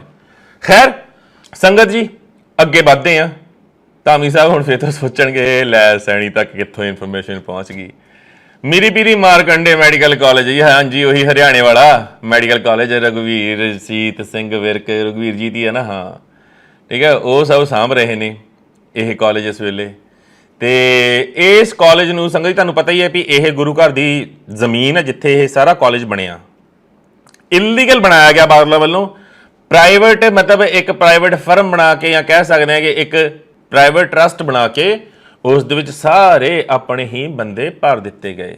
ਤੇ ਮੈਂ ਕਿਹਾ ਬੀਤੇ ਦਿਨ ਤੁਹਾਨੂੰ ਦੱਸਿਆ ਸੀਗਾ ਨਾ ਕਿ ਸ਼੍ਰੋਮਣੀ ਗੁਰਦੁਆਰਾ ਪ੍ਰਬੰਧਕ ਕਮੇਟੀ ਤੋਂ ਲੱਖਾਂ ਦੇ ਕਰੋੜਾਂ ਦੇ ਚੈੱਕ ਲਗਾਤਾਰ ਜਾਂਦੇ ਨੇ, ਤੇ ਉਹ ਚੈੱਕ ਅੱਜ ਵੀ ਜਾ ਰਹੇ ਨੇ। ਆ ਮੈਂ ਨਾਲ ਲਾ ਵੀ ਦੇਣਾ ਆ ਜੀ, ਜਿਹੜੀਆਂ ਇਹਨਾਂ ਨੇ ਪੋਸਟ ਕੀਤੀਆਂ ਨੇ ਉੱਥੇ ਚੈੱਕ, ਠੀਕ ਹੈ ਜੀ, ਉਹ ਜਿਹੜੀਆਂ ਇਹਨਾਂ ਦੀਆਂ ਕਾਪੀਆਂ ਹੈਗੀਆਂ ਨੇ ਮੇਰੇ ਕੋਲ ਪਹੁੰਚ ਗਈਆਂ, ਜਿਹੜੇ ਚੈੱਕ ਇਹਨਾਂ ਨੇ ਭੇਜੇ ਆ। ਸੋ ਇਹ ਕਿਰਪਾ ਕਰਕੇ ਹੁਣ ਸੰਗਤ ਨੂੰ ਦੱਸਿਆ ਜਾਵੇ ਵੀ ਇਹ ਚੈੱਕ ਅੱਜ ਵੀ ਸ਼੍ਰੋਮਣੀ ਗੁਰਦੁਆਰਾ ਪ੍ਰਬੰਧਕ ਕਮੇਟੀ ਵੱਲੋਂ ਮੀਰੀ ਪੀਰੀ ਮਾਰਕੰਡੇ ਨੂੰ ਕਿਉਂ ਜਾ ਰਹੇ ਨੇ। ਠੀਕ ਹੈ ਜੀ, ਕਿਹਦੇ ਕਹਿਣ ਤੇ ਜਾ ਰਹੇ ਨੇ। ਕਿਰਪਾ ਕਰਕੇ ਇਹ ਧਾਮੀ ਸਾਹਿਬ ਤੁਸੀਂ ਦੱਸਣਾ ਹੈ ਸੰਗਤ ਨੂੰ ਵੀ ਆਖਿਰ ਉੱਥੇ ਕਿਉਂ ਇਹ ਚੈੱਕ ਭੇਜੇ ਜਾ ਰਹੇ ਨੇ। ਤੇ ਉਸ ਤੋਂ ਇਲਾਵਾ ਇੱਕ ਹੋਰ ਸਵਾਲ ਇਹਦੇ ਨਾਲ ਹੀ ਜੁੜਿਆ ਹੋਇਆ, Miri Piri institute of medical science and research Shahabad Markanda Kurukshetra Haryana ਟਰਸਟੀਜ਼।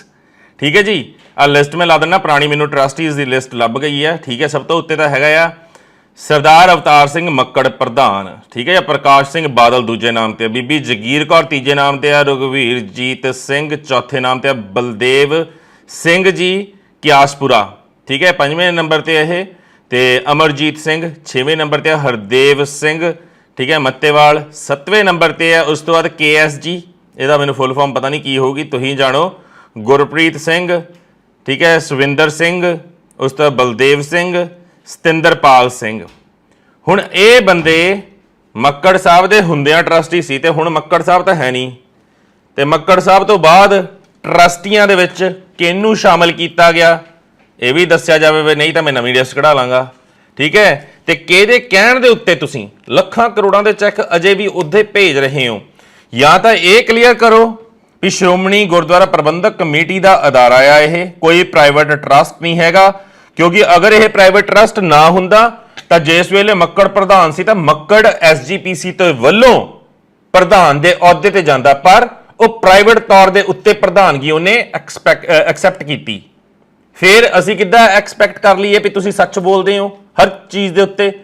ਤੁਸੀਂ ਸਿਰਫ ਆਪਣੇ ਨੋਟ ਦੇਖਣੇ ਆ, ਬਾਕੀ ਦੀਆਂ ਲਿਸਟਾਂ ਵੀ ਸਾਰੀਆਂ ਹੈਗੀਆਂ ਨੇ, ਹੋਰ ਵੀ ਕਢਾ ਲੂੰ, ਪਰ ਇਹ ਕਲੀਅਰ ਕੀਤਾ ਜਾਵੇ ਕਿ ਗੁਰੂ ਘਰ ਦੀ ਗੋਲਕ ਦਾ ਪੈਸਾ ਉਧਰ ਕਿਉਂ ਲੁਟਾਇਆ ਜਾ ਰਿਹਾ ਹੈ, ਤੇ ਜੇ ਉਹ ਮੈਡੀਕਲ ਕਾਲਜ ਚੱਲ ਵੀ ਰਿਹਾ ਆ ਤਾਂ ਫਿਰ ਕੀ ਉਹ ਘਾਟੇ 'ਚ ਜਾ ਰਿਹਾ ਆ? ਇੰਨੀ ਜ਼ਮੀਨ ਦੇ ਉੱਤੇ ਇੰਨਾ ਇਨਫਰਾਸਟ੍ਰਕਚਰ ਖੜਾ ਕੀਤਾ, ਉਹਦੇ ਬਾਰੇ ਕੁਝ ਦੱਸੋਗੇ? 125 ਕਰੋੜ ਦਾ ਜਿਹੜਾ ਲੋਨ ਲੈਣਾ ਸੀ ਉਹ ਲੋਨ ਲਿੱਤਾ, ਉਹਦੀਆਂ ਕਿਸ਼ਤਾਂ ਜਾਂਦੀਆਂ ਪਈਆਂ ਨੇ, ਸਿੱਖ ਕੌਮ ਦੇ ਉੱਤੇ SGPC ਦੇ ਉੱਤੇ ਆਹ ਕਰਜ਼ਾ ਚੜਾਇਆ ਗਿਆ ਆ।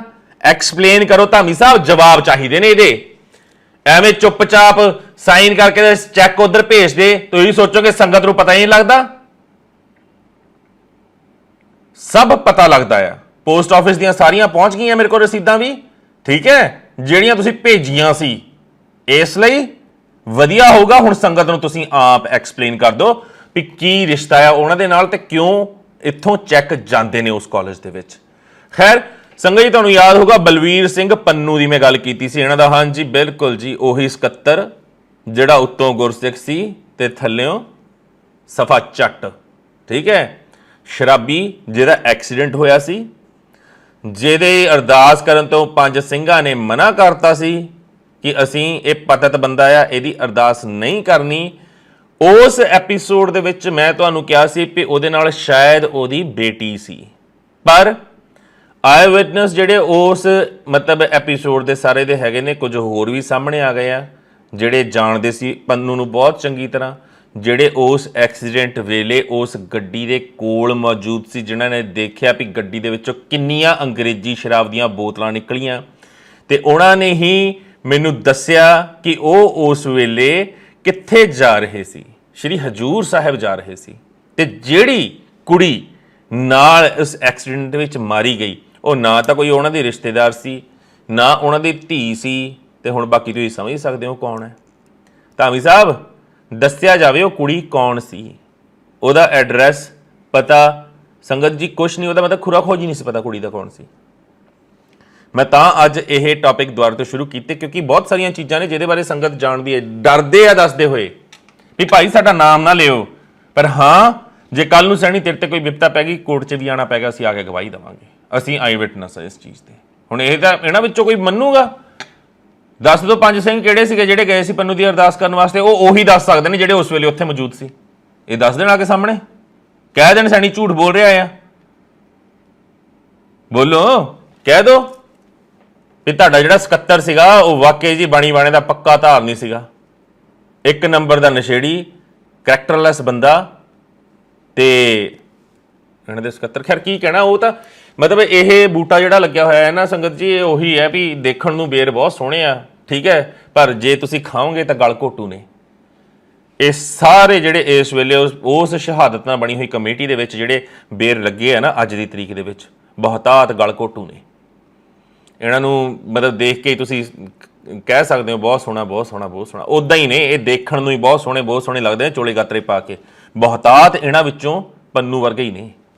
ਇਹਨਾਂ ਨੂੰ ਚੰਗਾ ਲੱਗੇ ਬੁਰਾ ਲੱਗੇ, ਨਹੀਂ ਤਾਂ ਆ ਕੇ ਦੱਸ ਦਿਓ ਕਿਹੜੇ 5 ਸਿੰਘ ਸਾਹਿਬਾਨ ਸੀਗੇ ਉਹਦੀ ਅਰਦਾਸ 'ਚ ਸ਼ਾਮਿਲ ਹੋਏ ਜਿਹਨਾਂ ਨੇ ਮਨਾ ਕੀਤਾ ਸੀ। ਠੀਕ ਹੈ, ਤੁਸੀਂ ਦੱਸ ਦੋਗੇ, ਠੀਕ ਹੈ, ਨਹੀਂ ਤਾਂ ਫਿਰ ਅਗਲੇ ਐਪੀਸੋਡ ਦੇ ਵਿੱਚ ਕਿਸੇ 'ਚ ਮੈਂ ਦੱਸ ਦੂੰਗਾ ਕਿਹੜੇ ਕਿਹੜੇ ਆਏ ਸੀ। ਹਿੰਮਤ ਹੈਗੀ ਆ ਇਹਨਾਂ ਸਵਾਲਾਂ ਦੇ ਜਵਾਬ ਦਿਆ ਕਰੋ। ਧਾਮੀ ਸਾਹਿਬ ਆਪਣੇ ਜਿਹੜੇ ਬੰਦੇ ਉੱਥੇ ਬਿਠਾਏ ਆ ਨਾ ਲੱਲੀ ਛੱਲੀ, ਇਹਨਾਂ ਨੂੰ ਕਿਹਾ ਕਰੋ ਵੀ ਆਹ ਜਿਹੜੇ ਜ਼ਰੂਰੀ ਸਵਾਲ ਨੇ ਇਹਨਾਂ ਦੇ ਜਵਾਬ ਦਿਓ। ਹਿੰਮਤ ਹੈਗੀ ਆ ਤਾਂ ਅੱਗੇ ਵੀ ਆ ਜਾਣਾ ਆ। ਜੋ ਅੱਗੇ ਆਉਣ ਲੱਗਿਆ ਉਹਦਾ ਤੁਹਾਨੂੰ ਪਤਾ ਹੀ ਨਹੀਂ ਹੋਗਾ ਕੀ ਕੁਝ ਹੋ ਰਿਹਾ ਹੈ ਉੱਥੇ। ਧਾਮੀ ਸਾਹਿਬ ਉਹਦੀ ਵੀ ਇਨਕੁਆਇਰੀ ਤੁਸੀਂ ਕਰਵਾ ਲਿਓ। ਖੈਰ ਇਨਕੁਆਇਰੀ ਕੇ ਤਾਂ ਤੁਸੀਂ ਪੜਤਾਲ ਵੀ ਕਰਵਾਉਣੀ ਆ ਤਾਂ ਤੁਸੀਂ ਉਹਨਾਂ ਤੋਂ ਹੀ ਕਰਵਾਉਣੀ ਆ, ਫਲਾਈਂਗ ਤੋਂ। ਉਹਦੇ ਵਿੱਚ ਤਾਂ ਫਲਾਈਂਗ ਵਾਲੇ ਵੀ ਕਈ ਬੰਦੇ ਸ਼ਾਮਲ ਨੇ ਜੋ ਅੱਗੇ ਦੱਸਣ ਲੱਗੇ ਆ। ਖੈਰ ਸੰਗਤ ਨੂੰ ਲੱਗੂਗੀ ਗੱਲ ਛੋਟੀ ਜੀ, ਪਰ ਗੁਰੂ ਘਰ ਦੇ ਦਸਵੰਧ ਦਾ ਪੈਸਾ ਮਤਲਬ ਬੇਮਤਲਬ ਤੋਂ ਉੱਡ ਰਿਹਾ ਆ। ਹੁਣ ਇਹ ਚੀਜ਼ਾਂ ਦਾ ਜਵਾਬ ਤੁਸੀਂ ਜ਼ਰੂਰ ਕਲੀਅਰ ਕਰਿਓ। ਆਹ ਪੰਨੂ ਵਾਲੀ ਵੀ ਗੱਲ ਜਿਹੜੀ ਹੈ ਉਹਦੇ ਬਾਰੇ ਵੀ ਪਤਾ ਜ਼ਰੂਰ ਦੱਸਿਓ। ਮੀਰੀ ਪੀਰੀ ਮਾਰਕੰਡੇ ਉਹਦਾ ਵੀ ਜਵਾਬ ਦਿਓ। ਜਿਹੜੀਆਂ ਗੱਲਾਂ ਪੁੱਛਦੇ ਆ ਨਾ ਉਹਦਾ ਜਵਾਬ ਦੇਣਾ ਜ਼ਰੂਰੀ ਹੁੰਦਾ, ਉਹਨਾਂ ਦਾ ਪਹਿਲਾਂ ਜਵਾਬ ਦਿਆ ਕਰੋ। ਜੇ ਆਪਣਾ ਕੋਈ ਬੰਦਾ ਜੇ ਤੇ ਇਲਜ਼ਾਮ ਲੱਗੇ ਹੋਣ, ਜੇ ਉਹ ਸਾਹਮਣੇ ਕੀਤਾ ਨਾ, ਮੈਨੂੰ ਕਿੱਦਾਂ ਕਹਿਤਾ ਛੈਣੀ ਨੇ, ਮੈਨੂੰ ਕਿੱਦਾਂ ਕਹਿਤਾ, ਮੈਂ ਚੈਲੰਜ ਕਰਦਾ ਛੈਣੀ ਨੂੰ, ਮੈਂ ਡੋਪ ਟੈਸਟ ਕਰਵਾਉਣਾ, ਮੈਂ ਉਹਨੂੰ ਕਹਿਣਾ। ਜਿਹੜੀਆਂ ਚੀਜ਼ਾਂ ਪੁੱਛੀਆਂ ਜਾ ਰਹੀਆਂ ਨੇ ਮੁੱਦੇ ਤੇ ਆ ਕੇ ਗੱਲ ਕਰੋ। ਠੀਕ ਹੈ, ਸੈਣੀ ਵੱਲ ਦੇਖ ਕੇ ਸੈਣੀ ਦੇ ਸਾਹਮਣੇ ਗੋਂਗਲੋਂ ਤੋਂ ਮਿੱਟੀ ਨਾ ਝਾੜੋ। ਫਿਰ ਮੈਂ ਮਿੱਟੀ ਫਿਰ ਕਿਸੇ ਹੋਰ ਚੀਜ਼ ਨਾਲ ਹੀ ਝਾੜਦਾ ਹੁੰਨਾ ਆ। ਮੈਂ ਫੜ ਕੇ ਗੋਂਗਲੋਂ ਨਹੀਂ ਹਿਲਾਉਂਦਾ, ਸਮਝੇ? ਮੈਂ ਪਹਿਲਾਂ ਵੀ ਦੱਸਿਆ ਹੋਇਆ ਮੈਂ ਮਿੱਟੀ ਕਿਸੇ ਹੋਰ ਤਰੀਕੇ ਨਾਲ ਝਾੜਦਾ ਆ। ਖੈਰ ਅੱਗੇ ਵਧਦੇ ਹਾਂ ਜੀ। ਆਉਂਦੇ ਹਾਂ ਹੁਣ ਇਹਨਾਂ ਦੇ ਇੱਕ ਹੋਰ ਘਟੀਆ ਤੇ ਗੰਦੇ ਮੈਨੇਜਰ ਦੇ ਉੱਤੇ। ਠੀਕ ਹੈ, ਨਾਮ ਇਹਦਾ ਸੀਗਾ, ਹੁਣ ਆਈ ਥਿੰਕ ਸੇਵਾ ਮੁਕਤ ਹੋ ਗਿਆ, ਪਰ ਫਿਰ ਵੀ ਮੈਂ ਤਾਂ ਕਿਸੇ ਹੋਰ ਕੰਮ ਕਰਕੇ ਅਨੰਦਪੁਰ ਸਾਹਿਬ ਗਿਆ ਸੀਗਾ ਤੇ ਉੱਥੇ ਜਸਟ ਵੈਸੀ ਗੱਲ ਕਰਦੇ ਕਰਦੇ ਕੋਈ ਵਕੀਲ ਸਾਹਿਬ ਸੀਗੇ, ਬੜੇ ਚੰਗੇ ਸੀਗੇ, ਤੇ ਉਹਨਾਂ ਨੇ ਕਿਹਾ ਵੀ ਆ ਇੱਕ ਕਰਤੂਤ ਬਹੁਤ ਸਾਲ ਪਹਿਲਾਂ ਸਾਡੇ ਕੋਲ ਵੀ ਹੋਈ ਸੀ ਤੇ ਕੋਈ ਹੋਰ ਵਕੀਲ ਸੀ ਉਹ ਕੇਸ ਲੜ ਰਿਹਾ ਸੀਗਾ ਤੇ ਆ ਮੇਰੇ ਕੋਲ ਡਾਕੂਮੈਂਟਸ ਉਹਦੇ ਪਏ ਨੇ। ਮੈਂ ਕਿਹਾ ਕੱਢੋ ਤਾਂ ਸਹੀ, ਦੇਖਾਂ ਤਾਂ ਸਹੀ ਕੀ ਹੈ। ਉਹ ਦੇਖ ਕੇ ਮੈਂ ਤਾਂ ਹਿੱਲ ਹੀ ਗਿਆ। ਮੈਂ ਕਿਹਾ ਵੀ ਵਕੀਲ ਸਾਹਿਬ ਬੇਨਤੀ ਆ ਵੀ ਇਹ ਡਾਕੂਮੈਂਟ ਹੁਣ ਮੈਨੂੰ ਫੜਾ ਦਿਓ ਤੁਸੀਂ। ਤੇ ਉਹ ਡਾਕੂਮੈਂਟ ਤੇ ਵੀਡੀਓ ਮੈਂ ਲੈ ਹੀ ਆਇਆ ਉਹਨਾਂ ਕੋਲੋਂ, ਤੇ ਹੁਣ ਡਾਕੂਮੈਂਟ ਵੀਡੀਓ ਮੇਰੇ ਕੋਲ ਆ ਗਈ ਹੈ ਤੇ ਮੈਂ ਕਿਹਾ ਹੁਣ ਸੰਗਤ ਨੂੰ ਵੀ ਦਿਖਾਦਾ। ਫਿਰ ਮੇਰੇ ਕੋਲ ਤਾਂ ਬਹੁਤ ਪਹਿਲਾਂ ਦੀ ਆਈ ਹੋਈ ਸੀ ਤੇ ਉਦੋਂ ਸਮਝ ਨਹੀਂ ਸੀ ਇੰਨੀ ਇੰਪੋਰਟੈਂਟ ਚੀਜ਼। ਮੈਂ ਕਿਹਾ ਵੀ ਚਲੋ ਸੇਵਾ ਮੁਕਤਾ ਹੋ ਗਿਆ, ਪਰ ਸੇਵਾ ਮੁਕਤ ਜਿਹੜਾ ਹੋਇਆ ਹੈ ਉਸ ਬਾਰੇ ਦੀਆਂ ਕਰਤੂਤਾਂ ਸਾਰੀਆਂ ਐਸਜੀਪੀਸੀ ਦੇ ਪ੍ਰਧਾਨਾਂ ਨੂੰ, ਜਥੇਦਾਰਾਂ ਨੂੰ, ਸਕੱਤਰਾਂ ਨੂੰ, ਸਭ ਨੂੰ ਪਤਾ ਸੀ ਇਸ ਬੰਦੇ ਦੀਆਂ ਕੀ ਕਰਤੂਤਾਂ ਨੇ। ਨਾਮ ਸੀਗਾ ਜੀ ਇਸ ਦਾ, ਬੰਦੇ ਦਾ ਹੁਣ ਵੀ ਹੈਗਾ ਆ, ਹੱਟਾ ਕੱਟਾ ਝੋਟਾ ਆ, ਦਾਰੂ ਪੀ ਕੇ ਮਤਲਬ ਤੌੜੀ ਵਰਗਾ ਢਿੱਡ ਕੱਢਿਆ ਆ ਇਹਨੇ। ਠੀਕ ਹੈ, ਹਰਮਿੰਦਰ ਸਿੰਘ। ਠੀਕ ਹੈ, ਜਿਸ ਦੇ ਧਾਰਾ 376 ਤੇ 420 ਧਾਰਾ ਦੇ ਤਹਿਤ ਪਰਚਾ ਵੀ ਦਰਜ ਹੋਇਆ ਸੀ। ਇਸ ਬੰਦੇ ਨੇ ਇੱਕ ਔਰਤ ਨੂੰ ਬਹਿਲਾ ਫੁਸਲਾ ਕੇ ਉਸ ਦੇ ਨਾਲ 17 ਸਾਲ ਰਿਹਾ। ਠੀਕ ਹੈ ਜੀ, ਮਤਲਬ ਉਹਨੂੰ ਕੁਛ ਵੀ ਮਤਲਬ ਉਹਦੇ ਸਿਰ ਦਾ ਵਿਚਾਰੀ ਦਾ ਸਾਈ ਨਹੀਂ ਸੀਗਾ, ਛੋਟੇ ਛੋਟੇ ਬੱਚੇ ਸੀਗੇ। ਠੀਕ ਹੈ, ਨੌਕਰੀ ਦਾ ਝਾਂਸਾ ਦਿੱਤਾ ਜਾਂ ਜੋ ਵੀ ਕੀਤਾ। ਠੀਕ ਹੈ, ਬਹਿਲਾ ਫੁਸਲਾ ਕੇ, ਕਿਉਂਕਿ ਉਸ ਵੇਲੇ ਉਸ ਔਰਤ ਦੇ ਕੋਲ ਮਤਲਬ ਅੱਜ ਤੋਂ ਇਹ 10-15 ਸਾਲ ਪਹਿਲਾਂ ਦੀ, 12 ਸਾਲ ਪਹਿਲਾਂ ਦੀ ਗੱਲ ਹੈ, ਉਸ ਔਰਤ ਦੇ ਕੋਲ ਲੱਖਾਂ ਰੁਪਇਆ ਸੀ। ਮਤਲਬ ਉਹ ਕੋਈ ਲੋੜਵੰਦ ਨਹੀਂ ਸੀ, ਪਰ ਇਸ ਬੰਦੇ ਨੂੰ ਪਤਾ ਸੀ ਵੀ ਉਸ ਔਰਤ ਦੇ ਕੋਲ ਲੱਖਾਂ ਰੁਪਈਆ ਹੈਗਾ ਆ ਤੇ ਉਹਨੂੰ ਇਹਨੇ ਭਰੋਸੇ ਦੇ ਵਿੱਚ ਲਿੱਤਾ, ਉਹਦੇ ਨਾਲ ਰਹਿਣਾ ਸ਼ੁਰੂ ਕੀਤਾ, ਜਿਹਨੂੰ ਤੁਸੀਂ ਲਿਵ ਇਨ ਰਿਲੇਸ਼ਨਸ਼ਿਪ ਕਹਿ ਸਕਦੇ ਹੋ। ਤੇ ਉਸ ਔਰਤ ਨੂੰ ਸ਼ਾਇਦ ਉਦੋਂ ਤੱਕ ਇਹ ਵੀ ਨਹੀਂ ਸੀ ਪਤਾ ਕਿ ਇਹ ਬੰਦਾ ਆਪ ਵੀ ਵਿਆਹਿਆ ਹੋਇਆ ਆ। 17 ਸਾਲ ਉਸ ਭੈਣ ਦੇ ਨਾਲ ਇਹ ਰਿਹਾ। ਉਹਦੇ ਛੋਟੇ ਛੋਟੇ ਬੱਚੇ ਜਿਹੜੇ ਸੀਗੇ ਉਹ ਵੀ ਇਹਦੇ ਸਾਹਮਣੇ ਜਵਾਨ ਹੋਏ ਤੇ 17 ਸਾਲ ਦੇ ਵਿੱਚ ਉਸ ਭੈਣ ਕੋਲ ਜੋ ਕੁਝ ਸੀਗਾ, ਠੀਕ ਹੈ ਜੀ, ਤੇ ਉਸ ਤੋਂ ਸਭ ਕੁਝ ਲੁੱਟ ਕੇ ਉਹਨੂੰ ਸੜਕਾਂ ਤੇ ਧੱਕੇ ਖਾਣ ਵਾਸਤੇ ਛੱਡ ਕੇ ਆਪਣੀ ਅਸਲ ਵਾਈਫ ਕੋਲ ਵਾਪਸ ਚਲਾ ਗਿਆ। ਉਸ ਤੋਂ ਬਾਅਦ ਉਸ ਭੈਣ ਦੇ ਕੋਲ ਕਾਫੀ ਐਵੀਡੈਂਸ ਸੀਗੇ ਤੇ ਉਸ ਤੋਂ ਬਾਅਦ ਕੋਰਟ ਦੇ ਵਿੱਚ ਗਈ, ਕਚਹਿਰੀ 'ਚ ਗਈ, ਐਸਜੀਪੀਸੀ ਨੂੰ ਵੀ ਖੱਤ ਲਿਖੇ ਇਹਦੇ ਬਾਰੇ। ਇਹ ਇੱਕ ਦੋ ਵਾਰ ਮਤਲਬ ਸਸਪੈਂਡ ਵੀ ਹੋਇਆ, ਆਉਂਦਾ ਰਿਹਾ ਜਾਂਦਾ ਰਿਹਾ। ਐਸਜੀਪੀਸੀ ਵਾਲਿਆਂ ਨੇ ਕੁਛ ਨਹੀਂ, ਮਤਲਬ ਮਹੀਨੇ ਦੇ ਵਿੱਚ ਆ ਕੇ ਇੱਕ ਅੱਧੀ ਵਾਰ ਹਾਜ਼ਰੀ ਲਾ ਗਿਆ, ਭੱਜ ਗਿਆ, ਆਪਣੇ ਆਪ ਨੌਕਰੀ ਛੱਡ ਗਿਆ, ਆਪਣੇ ਆਪ ਜੁਆਇਨ ਕਰ ਲਈ। ਬੜਾ ਝਮੇਲਾ ਉਦੋਂ ਇਹ ਚੱਲਿਆ, ਮਤਲਬ ਜਿੰਨੀ ਡਿਟੇਲ ਮੈਂ ਹਾਲੇ ਤੱਕ ਪਤਾ ਕੀਤੀ ਹੈ। ਖੈਰ ਅੱਗੇ ਬਾਅਦ ਦੇ ਵਿੱਚ ਗੱਲ ਕਰਦੇ ਹਾਂ। ਆਹ ਜਿਹੜੀ ਨਾਲ ਵੀਡੀਓ ਚੱਲਦੀ ਪਈ ਹੈ, ਇੱਧਰ ਵੀ ਧਿਆਨ ਮਾਰ ਲਓ, ਇਹੀ ਬੰਦਾ ਜਿਹਦੀ ਮੈਂ ਗੱਲ ਕਰ ਰਿਹਾ। ਈਵਨ ਇੱਕ ਫੋਟੋ ਹੋਰ ਆਏਗੀ ਜਿੱਤੇ ਮੋਟਰਸਾਈਕਲ ਤੇ ਬੈਠਿਆ। ਇਹ ਜਿਹੜਾ ਮੋਟਰਸਾਈਕਲ ਤੇ ਜਿਹੜੇ ਤੇ ਬੈਠਿਆ ਆ, ਇਹ ਮੋਟਰਸਾਈਕਲ ਤੱਕ ਉਸ ਭੈਣ ਨੇ ਲੈ ਕੇ ਇਸ ਨੂੰ ਦਿੱਤਾ ਸੀ ਜਿਸ ਦੇ ਇਹਨੇ ਧੋਖਾ ਦਿੱਤਾ। ਉਸ ਤੋਂ ਬਾਅਦ ਸਮਝੌਤਾ ਹੋਇਆ, 25-30 ਲੱਖ ਰੁਪਇਆ ਭੈਣ ਤੋਂ ਠੱਗਿਆ ਸੀਗਾ। ਫਿਰ ਇਹਨੇ ਬਸ ਹੈ ਵੀ ਗੁਰੂ ਘਰ ਦੇ ਵਿੱਚ ਜਿਹੜਾ ਮੈਨੇਜਰ ਹੋਵੇ, ਲਿੰਕ ਤਾਂ ਉਹਦੇ ਉੱਚੇ ਹੋਣਗੇ। ਉੱਚੇ ਲਿੰਕਾਂ ਦੇ ਚੱਲਦਿਆਂ ਮਤਲਬ 26 ਤੋਂ ਘਟ ਕੇ 14 ਦੇ ਉੱਤੇ ਆ ਗਿਆ ਵੀ मैं 14 ਕੀ ਲੱਖ ਰੁਪਈਆ ਹੀ ਦੇਣਾ ਹੈ। ਬਲੈਂਕ ਚੈੱਕ ਵੀ ਉਹਨੂੰ ਸਾਈਨ ਕਰਕੇ ਦਿੱਤਾ, ਸਮਝੌਤਾ ਵੀ ਸਾਰਾ ਕੁਝ ਹੋ ਗਿਆ। ਉਸ ਤੋਂ ਬਾਅਦ ਜਦੋਂ ਮਤਲਬ ਉਹੀ ਵੀ ਜਦੋਂ ਗੱਲ ਗਰਮ ਸੀਗੀ ਤੇ ਉਦੋਂ ਚੈੱਕ ਚੁੱਕ ਸਾਈਨ ਕਰਕੇ ਡਰਦੇ ਮਾਰੇ ਵੀ ਇੱਜ਼ਤ ਉਛਲੂਗੀ, ਕਰਤਾ ਸਾਰਾ ਕੁਝ। ਉਸ ਤੋਂ ਬਾਅਦ ਫਿਰ ਜਦੋਂ ਸਮਝੌਤਾ ਹੋ ਜਾਂਦਾ ਫਿਰ ਜਾ ਕੇ ਆਪਣੇ ਘਰ ਬਹਿ ਗਿਆ ਤੇ ਉਸ ਭੈਣ ਨੂੰ ਅੱਜ ਤੱਕ ਇਸ ਬੰਦੇ ਨੇ ਫੁੱਟੀ ਕੌੜੀ ਵਾਪਸ ਨਹੀਂ ਕੀਤੀ। ਮੈਂ ਬਸ ਹੁਣ ਇਹ ਦੇਖ ਰਿਹਾ ਕਿ ਉਸ ਭੈਣ ਦੇ ਨਾਲ ਮੇਰਾ ਕਿਸੇ ਤਰੀਕੇ ਨਾਲ ਸੰਪਰਕ ਹੋਵੇ, ਉਸ ਭੈਣ ਦੇ ਨਾਲ ਮੈਂ ਗੱਲਬਾਤ ਕਰਾਂ ਵੀ ਆਖਿਰ ਉਹ ਭੈਣ ਹੈ ਕਿੱਥੇ, ਕਿਉਂਕਿ ਮੈਨੂੰ ਜਿੱਥੇ ਤੱਕ ਪਤਾ ਲੱਗਿਆ ਬਹੁਤ ਮਾੜੇ ਹਾਲਾਤਾਂ 'ਚ ਸੀ। ਉਹਦੇ ਕੋਲ 3 ਬੱਚੇ ਸੀ। ਉਹ ਮਤਲਬ ਇੰਨੀ ਇਸ ਬੰਦੇ ਨੇ ਮਜਬੂਰ ਕਰ ਦਿੱਤੀ ਸੀ ਧੀ ਕਿਸੇ ਦੀ ਵੀ ਉਹ ਸੜਕ ਦੇ ਉੱਤੇ ਰਹਿ ਕੇ ਭੀਖ ਮੰਗਣ ਤੱਕ ਤੇ ਮਜਬੂਰ ਹੋ ਗਈ ਸੀ। ਉਹਦੇ ਇੰਨੇ ਜ਼ਿਆਦਾ ਮਾੜੇ ਹਾਲਾਤ ਹੋ ਗਏ ਸੀ। ਜਿਹੜੀ ਚੰਗੀ ਭੋਲੀ ਹੱਸਦੀ ਵਸਦੀ ਖੁਸ਼ ਸੀ ਆਪਣੇ ਬੱਚਿਆਂ ਦੇ ਨਾਲ ਆਪਣੇ ਘਰ ਦੇ ਵਿੱਚ, ਪਰ ਇਸ ਬੰਦੇ ਨੇ ਉਸ ਦੀ ਚੰਗੀ ਭਲੀ ਚੱਲਦੀ ਹੋਈ ਜ਼ਿੰਦਗੀ ਨਰਕ ਕਰਤੀ। ਤੁਸੀਂ ਸਮਝ ਸਕਦੇ ਹੋ ਕਿ ਬਿਨਾਂ ਸਾਈਂ ਤੋਂ ਜਿਹੜੀ ਔਰਤ ਅਗਰ ਰਹਿ ਵੀ ਰਹੀ ਹੋਵੇ ਤਾਂ ਆਮ ਲੋਕਾਂ ਦਾ ਮਤਲਬ ਨਜ਼ਰੀਆ ਉਹਦੇ ਬਾਰੇ ਕੀ ਬਣਦਾ ਜੇ ਸ਼ਕਲ ਸੂਰਤ ਥੋੜ੍ਹੀ ਬਹੁਤੀ ਉਸ ਦੀ ਚੰਗੀ ਹੋਵੇ। ਤੇ ਉਸ ਨੂੰ ਇਹ ਹੁੰਦਾ ਵੀ ਅਗਰ ਕੋਈ ਭਰੋਸੇ ਵਾਲਾ ਮਿਲ ਜਾਂਦਾ ਵੀ ਚੱਲ ਠੀਕ ਹੈ ਅੱਜ ਨਹੀਂ ਕੱਲ੍ਹ ਮੇਰੇ ਨਾਲ ਵਿਆਹ ਕਰਾ ਲੂਗਾ, ਬੱਚਿਆਂ ਦੇ ਸਿਰ ਦੇ ਉੱਤੇ ਕੋਈ ਸਾਈਂ ਹੈਗਾ ਆ। ਤੇ ਇਹ ਆਈ ਥਿੰਕ ਜਿਹੜੀ ਸ਼ਰਾਬ ਪੀ ਰਿਹਾ ਤੇ ਉਸੇ ਬੀਬੀ ਦੇ ਘਰੇ ਬਹਿ ਕੇ ਇਹ ਦਾਰੂ ਡੱਫ ਰਿਹਾ ਹੈ। ਤੇ ਉਦੋਂ ਕੋਈ ਨਾ ਕੋਈ ਪੰਗਾ ਪਿਆ ਹੋਣਾ ਤਾਂ ਇਹ ਐਵੀਡੈਂਸ, ਕਿਉਂਕਿ ਇਹ ਐਵੀਡੈਂਸ ਕੋਰਟ ਦੇ ਵਿੱਚ ਵੀ ਪੇਸ਼ ਕੀਤੇ ਗਏ ਸੀ ਕਿ ਇਹ ਬੰਦਾ ਸ਼ਰਾਬ ਪੀਂਦਾ ਆ। ਸੋ ਆਹ ਕਿਰਦਾਰ ਨੇ ਇਹਨਾਂ ਦੇ ਮੈਨੇਜਰਾਂ ਦੇ, ਗੁਰਾਂ ਦੇ ਦਸਤੇ, ਰਣਜੀਤ ਦੇ ਦਸਤੇ, ਇੱਕ ਆ ਗਿਆ ਹੋਰ ਪਤਾ ਨਹੀਂ ਐਦਾਂ ਦੇ ਜਿਹਨਾਂ ਨੂੰ ਮੈਡਲ ਪਏ ਹੋਏ ਨੇ ਹੋਰ ਕਿੰਨੇ ਹੋਣਗੇ ਇਹਨਾਂ ਦੇ ਵਿੱਚ। ਮੈਂ ਤਾਂ ਇੱਕੋ ਹੀ ਧਾਗਾ ਖਿੱਚਿਆ ਸੀਗਾ, ਮੈਨੂੰ ਵੀ ਪਤਾ ਵੀ ਇੱਕ ਧਾਗਾ ਜਿਹੜਾ ਇੱਕ ਨਸ ਖਿੱਚੀ ਉਹਨਾਂ ਥੱਲੇ ਜੋਕਾਂ ਕਿੰਨੀਆਂ ਚਿਪਕੀਆਂ ਆ ਖੂਨ ਪੀਣ ਵਾਲੀਆਂ।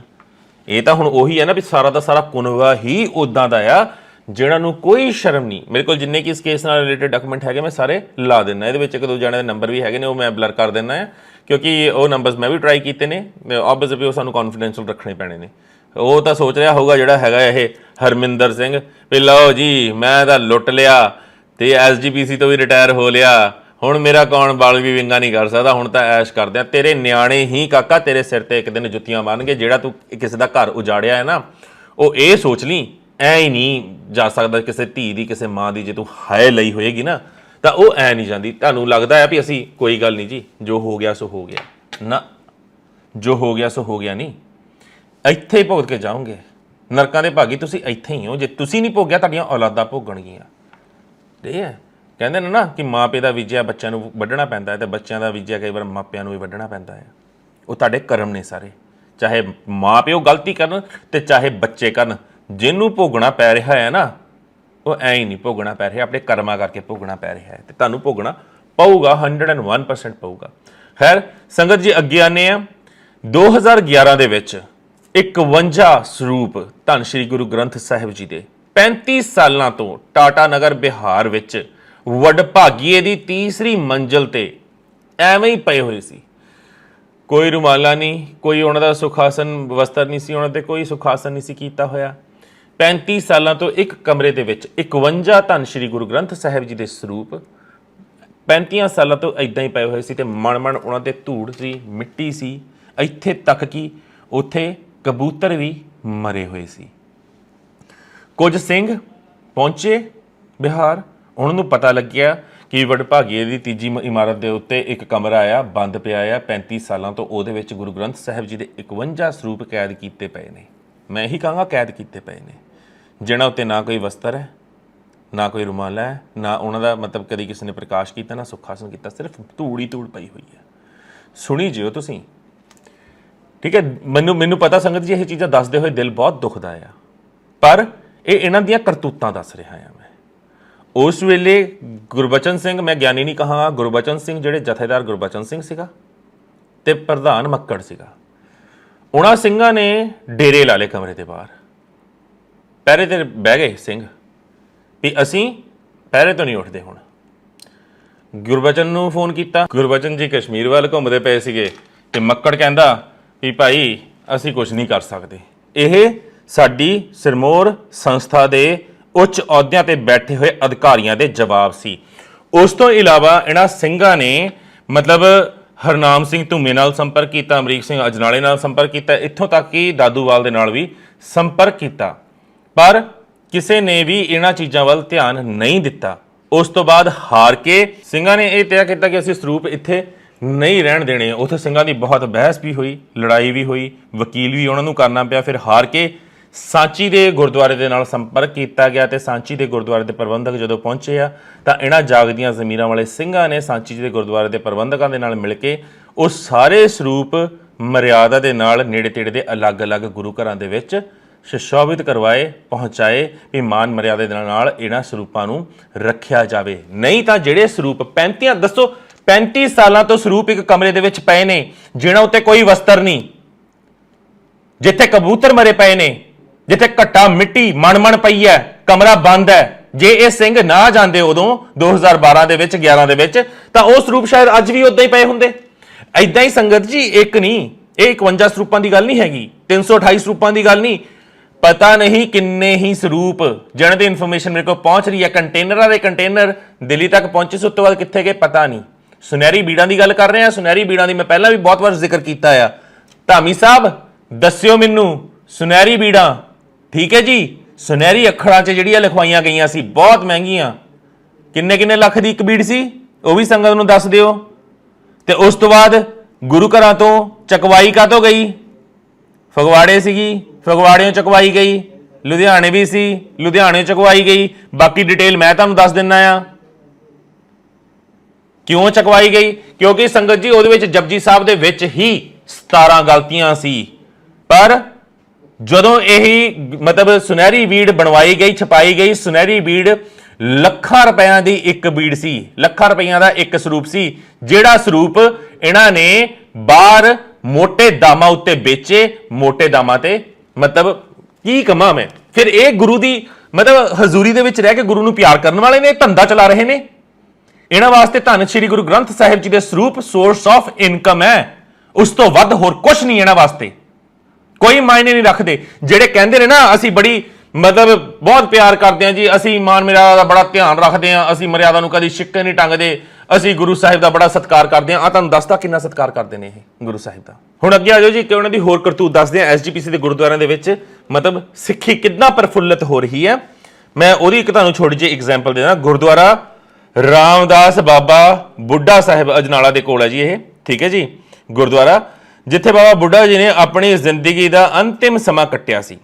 ਇਸ ਵੇਲੇ ਉੱਥੇ ਮੈਨੇਜਰ ਹੈਗੇ ਨੇ ਜੀ ਹਰਜਿੰਦਰ ਸਿੰਘ, ਠੀਕ ਹੈ। ਤੇ ਉੱਥੇ ਦੇ ਗ੍ਰੰਥੀ ਕੀ ਕਰਦੇ ਨੇ? ਉੱਥੇ ਦੇ ਗ੍ਰੰਥੀ ਜਿਹੜੇ ਹੈਗੇ ਨੇ ਮਤਲਬ ਇੱਕ ਹੈਰਾਨੀਜਨਕ ਉੱਥੇ ਮਤਲਬ ਵਰਤਾਰਾ ਹੁੰਦਾ ਹੈ। ਤੇ ਇਹ ਸਿਰਫ ਇੱਕ ਗੁਰਦੁਆਰੇ 'ਚ ਨਹੀਂ ਹੁੰਦਾ, ਮੈਂ ਪਤਾ ਕੀਤਾ ਹੋਰ ਵੀ ਕਈ ਗੁਰਦੁਆਰੇ ਨੇ ਜਿਨ੍ਹਾਂ ਦੇ ਵਿੱਚ ਇਹ ਮਤਲਬ ਕਰਤੂਤ ਇਹਨਾਂ ਦੇ ਗ੍ਰੰਥੀ ਕਰਦੇ ਨੇ। ਨਵੇਂ ਜੰਮੇ ਹੋਏ ਬੱਚੇ ਨੂੰ ਬੀਬੀਆਂ ਲੈ ਕੇ ਗੁਰਦੁਆਰੇ ਦੇ ਵਿੱਚ ਜਾਂਦੀਆਂ ਨੇ, ਉਹਨਾਂ ਦੀ ਮਤਲਬ ਆਪ ਹੀ ਬਲੇਡ ਦੇ ਨਾਲ ਜਾਂ ਕੈਂਚੀ ਦੇ ਨਾਲ ਜੰਮੇ ਹੋਏ ਨਵੇਂ ਜੰਮੇ ਬੱਚੇ ਦੀ ਇੱਕ ਲੱਟ ਕੱਟ ਕੇ ਮਾਪਿਆਂ ਨੂੰ ਵਾਪਸ ਕਰ ਦਿੱਤੀ ਜਾਂਦੀ ਤੇ ਕਹਿੰਦੇ ਵੀ ਅਸੀਂ ਬੱਚੇ ਦੀ ਝੰਡ ਕਰਤੀ, ਮਤਲਬ ਨਵੇਂ ਜੰਮੇ ਬੱਚੇ ਦੀ ਝੰਡ ਸੁੱਚੀ ਹੋ ਗਈ। ਹੁਣ ਮੈਨੂੰ ਨਹੀਂ ਪਤਾ ਝੰਡ ਕੀ, ਅਸੀਂ ਤਾਂ ਕਿਸੇ ਦੀ ਛਿੱਲ ਲਾਈਏ ਤਾਂ ਕਹਿੰਦੇ ਵੀ ਇਹਦੀ ਝੰਡ ਕਰਤੀ, ਠੀਕ ਹੈ। ਇਹ ਕਰਤੂਤਾਂ ਮਤਲਬ ਸਾਡੀ ਮਰਿਆਦਾ ਦੇ ਵਿੱਚ ਹੈਗੀਆਂ ਨੇ, ਮੈਨੂੰ ਕਿਰਪਾ ਕਰਕੇ ਦੱਸਿਆ ਜਾਵੇ ਅਗਰ ਸਾਡੀ ਮਰਿਆਦਾ 'ਚ ਇਹ ਚੀਜ਼ਾਂ ਹੈਗੀਆਂ ਨੇ ਤਾਂ, ਕਿਉਂਕਿ ਸਾਡੇ ਦੇ ਵਿੱਚ ਤਾਂ ਮਤਲਬ ਅਸਲ ਸਿੱਖ ਉਹਨੂੰ ਕਿਹਾ ਜਾਂਦਾ ਆ ਜੋ ਮਤਲਬ ਸਿੱਖੀ ਸਰੂਪ ਵਾਲਾ, ਉਹੀ ਮੰਨਿਆ ਜਾਂਦਾ ਆ। ਬਚਪਨ ਤੋਂ ਲੈ ਕੇ ਜਵਾਨੀ ਤੱਕ, ਬੁਢੇਪੇ ਤੱਕ ਜਿੱਦਾਂ ਦਾ ਪਰਮਾਤਮਾ ਨੇ ਸਾਨੂੰ ਬਣਾਇਆ ਅਸੀਂ ਉਦਾਂ ਦਾ ਰਹੀਏ। ਅਸੀਂ ਆਪਣੇ ਕੇਸਾਂ ਨੂੰ ਮਤਲਬ ਕਤਲ ਨਹੀਂ ਕਰ ਸਕਦੇ, ਕੋਈ ਵੀ ਅਸੀਂ ਮਤਲਬ ਕੇਸਾਂ ਦੇ ਨਾਲ ਬੇਅਦਬੀ ਨਹੀਂ ਕਰ ਸਕਦੇ, ਕੱਟ ਨਹੀਂ ਸਕਦੇ, ਕੈਂਚ ਨਹੀਂ ਲਾ ਸਕਦੇ। ਪਰ ਇਹ ਕਿੱਥੋਂ ਨਵਾਂ ਪ੍ਰਬੰਧ ਤੁਹਾਡੇ ਵਿੱਚ ਆ ਗਿਆ? ਧਾਮੀ ਸਾਹਿਬ ਪਤਾ ਕਰ ਲਿਓ, ਜੇ ਨਹੀਂ ਹੋਊਗਾ ਪਤਾ ਤੁਹਾਡੇ ਤੋਂ ਤਾਂ ਫਿਰ ਮੈਨੂੰ ਦੱਸ ਦਿਓ, ਮੈਂ ਪਤਾ ਕਰਵਾ ਦੂੰਗਾ ਤੁਹਾਨੂੰ। ਮੈਂ ਤੁਹਾਨੂੰ ਕਿਹਾ ਨਾ ਜਿਹੜੀਆਂ ਚੀਜ਼ਾਂ ਦੇ ਤੁਹਾਡੇ ਕੋਲ ਸਬੂਤ ਨਹੀਂ ਹੁੰਦੇ ਜਾਂ ਗਵਾਹ ਨਹੀਂ ਹੁੰਦੇ ਤਾਂ ਉਹਦੇ ਗਵਾਹ ਮੈਂ ਤੁਹਾਡੇ ਸਾਹਮਣੇ ਪੈਦਾ ਕਰ ਦਾਂਗਾ। ਜੇ ਤੁਹਾਨੂੰ ਲੱਗਦਾ ਵੀ ਸਣੀ ਆਪਣੇ ਆਪ ਮੈਨੂੰ ਤਾਂ ਸੁਪਨੇ ਆਈ ਜਾਂਦੇ ਨੇ ਵੀ ਉੱਥੇ ਗੁਰਦੁਆਰੇ 'ਚ ਕੀ ਚੱਲ ਰਿਹਾ, ਉਹ ਗੁਰੂ ਘਰ 'ਚ ਕੀ ਚੱਲ ਰਿਹਾ, ਉੱਥੇ ਕਿੰਨੇ ਕੀ ਕਰਤੂਤ ਕਰਤੀ, ਠੀਕ ਹੈ। ਮੈਨੂੰ ਇਹ ਚੀਜ਼ ਦੱਸਿਓ ਵੀ ਆਹ ਗੁਰੂ ਘਰਾਂ ਦੇ ਵਿੱਚ ਇੱਕ ਦਾ ਨਾਮ ਲਿੱਤਾ, ਹੋਰਾਂ ਦੇ ਚਾਹੀਦੇ ਹੋਣਗੇ, ਹੋਰਾਂ ਦੇ ਦੱਸ ਦਾਂਗਾ। ਗ੍ਰੰਥੀ ਕੀ ਕਰਤੂਤਾ ਕਰ ਰਹੇ ਆ? ਨਵੇਂ ਜੰਮੇ ਬੱਚੇ ਦੀ ਝੰਡ ਸੁੱਚੀ, ਕਿਹੜੀ ਝੰਡ ਸੁੱਚੀ ਕਰ ਰਹੇ ਹੋ ਤੁਸੀਂ? ਇਹ ਵੀ ਦੱਸਿਆ ਜਾਵੇ। ਕਿੱਥੋਂ ਪ੍ਰਥਾ ਸ਼ੁਰੂ ਹੋਈ ਉਹ ਵੀ ਦੱਸਿਆ ਜਾਵੇ। ਤੇ ਆ ਜਿਹੜਾ ਤੁਹਾਡਾ ਭਿੱਟੇਵੱਡ ਹੈਗਾ ਆ, ਆਈ ਥਿੰਕ ਭਿੱਟੇਵੱਡ ਹੀ ਸੀਗਾ, ਬਾਹਰ ਕੈਨੇਡਾ ਗਿਆ ਹੋਇਆ ਸੀ। ਕੈਨੇਡਾ ਜਾ ਕੇ ਮੈਂ ਇਹਦੀ ਇੱਕ ਸਪੀਚ ਹੀ ਸੁਣਦਾ ਪਿਆ ਸੀ, ਉਹਦੇ ਵਿੱਚ ਇਹਨੂੰ ਕਿਸੇ ਨੇ ਪੁੱਛਿਆ ਸੀਗਾ ਕਿ ਬੀਬੀਆਂ ਸ਼੍ਰੀ ਹਰਿਮੰਦਰ ਸਾਹਿਬ ਦਰਬਾਰ ਸਾਹਿਬ ਕਿਉਂ ਨਹੀਂ ਕੀਰਤਨ ਕਰ ਸਕਦੀਆਂ? ਇਹ ਬੜੀਆਂ ਚੀਕਾਂ ਮਾਰਿਆ, ਮਰਿਆਦਾ 'ਚ ਲਿਖਿਆ ਆ। ਕਿਹੜੀ ਮਰਿਆਦਾ 'ਚ ਲਿਖਿਆ ਆ ਕਿ ਬੀਬੀਆਂ ਉੱਥੇ ਬਹਿ ਕੇ ਕੀਰਤਨ ਨਹੀਂ ਕਰ ਸਕਦੀਆਂ? ਤੁਸੀਂ ਕਹੋ ਨਾ ਦਿਮਾਗ 'ਚ ਤੁਹਾਡੇ ਬਾਹਮਣਵਾਦ ਭਰਿਆ ਆ। ਮਾਫ ਕਰਨਾ, ਇਹ ਸ਼ਬਦ ਵਰਤ ਰਿਹਾ ਆ ਮੈਂ ਕਿਉਂਕਿ ਇਹਨਾਂ ਨੂੰ ਇਹ ਲੱਗਦਾ ਕਿ ਬੀਬੀਆਂ ਨੂੰ ਮਹੀਨੇ ਦੇ ਵਿੱਚ ਪੀਰੀਅਡਸ ਆਉਂਦੇ ਨੇ, ਇਸ ਕਰਕੇ ਉਹ ਝੂਠੀਆਂ ਹੋ ਜਾਂਦੀਆਂ ਨੇ, ਸ਼ੁੱਧ ਨਹੀਂ ਹੁੰਦੀਆਂ, ਤਾਂ ਨਹੀਂ ਇਹ ਬੈਠਣ ਦਿੰਦੇ।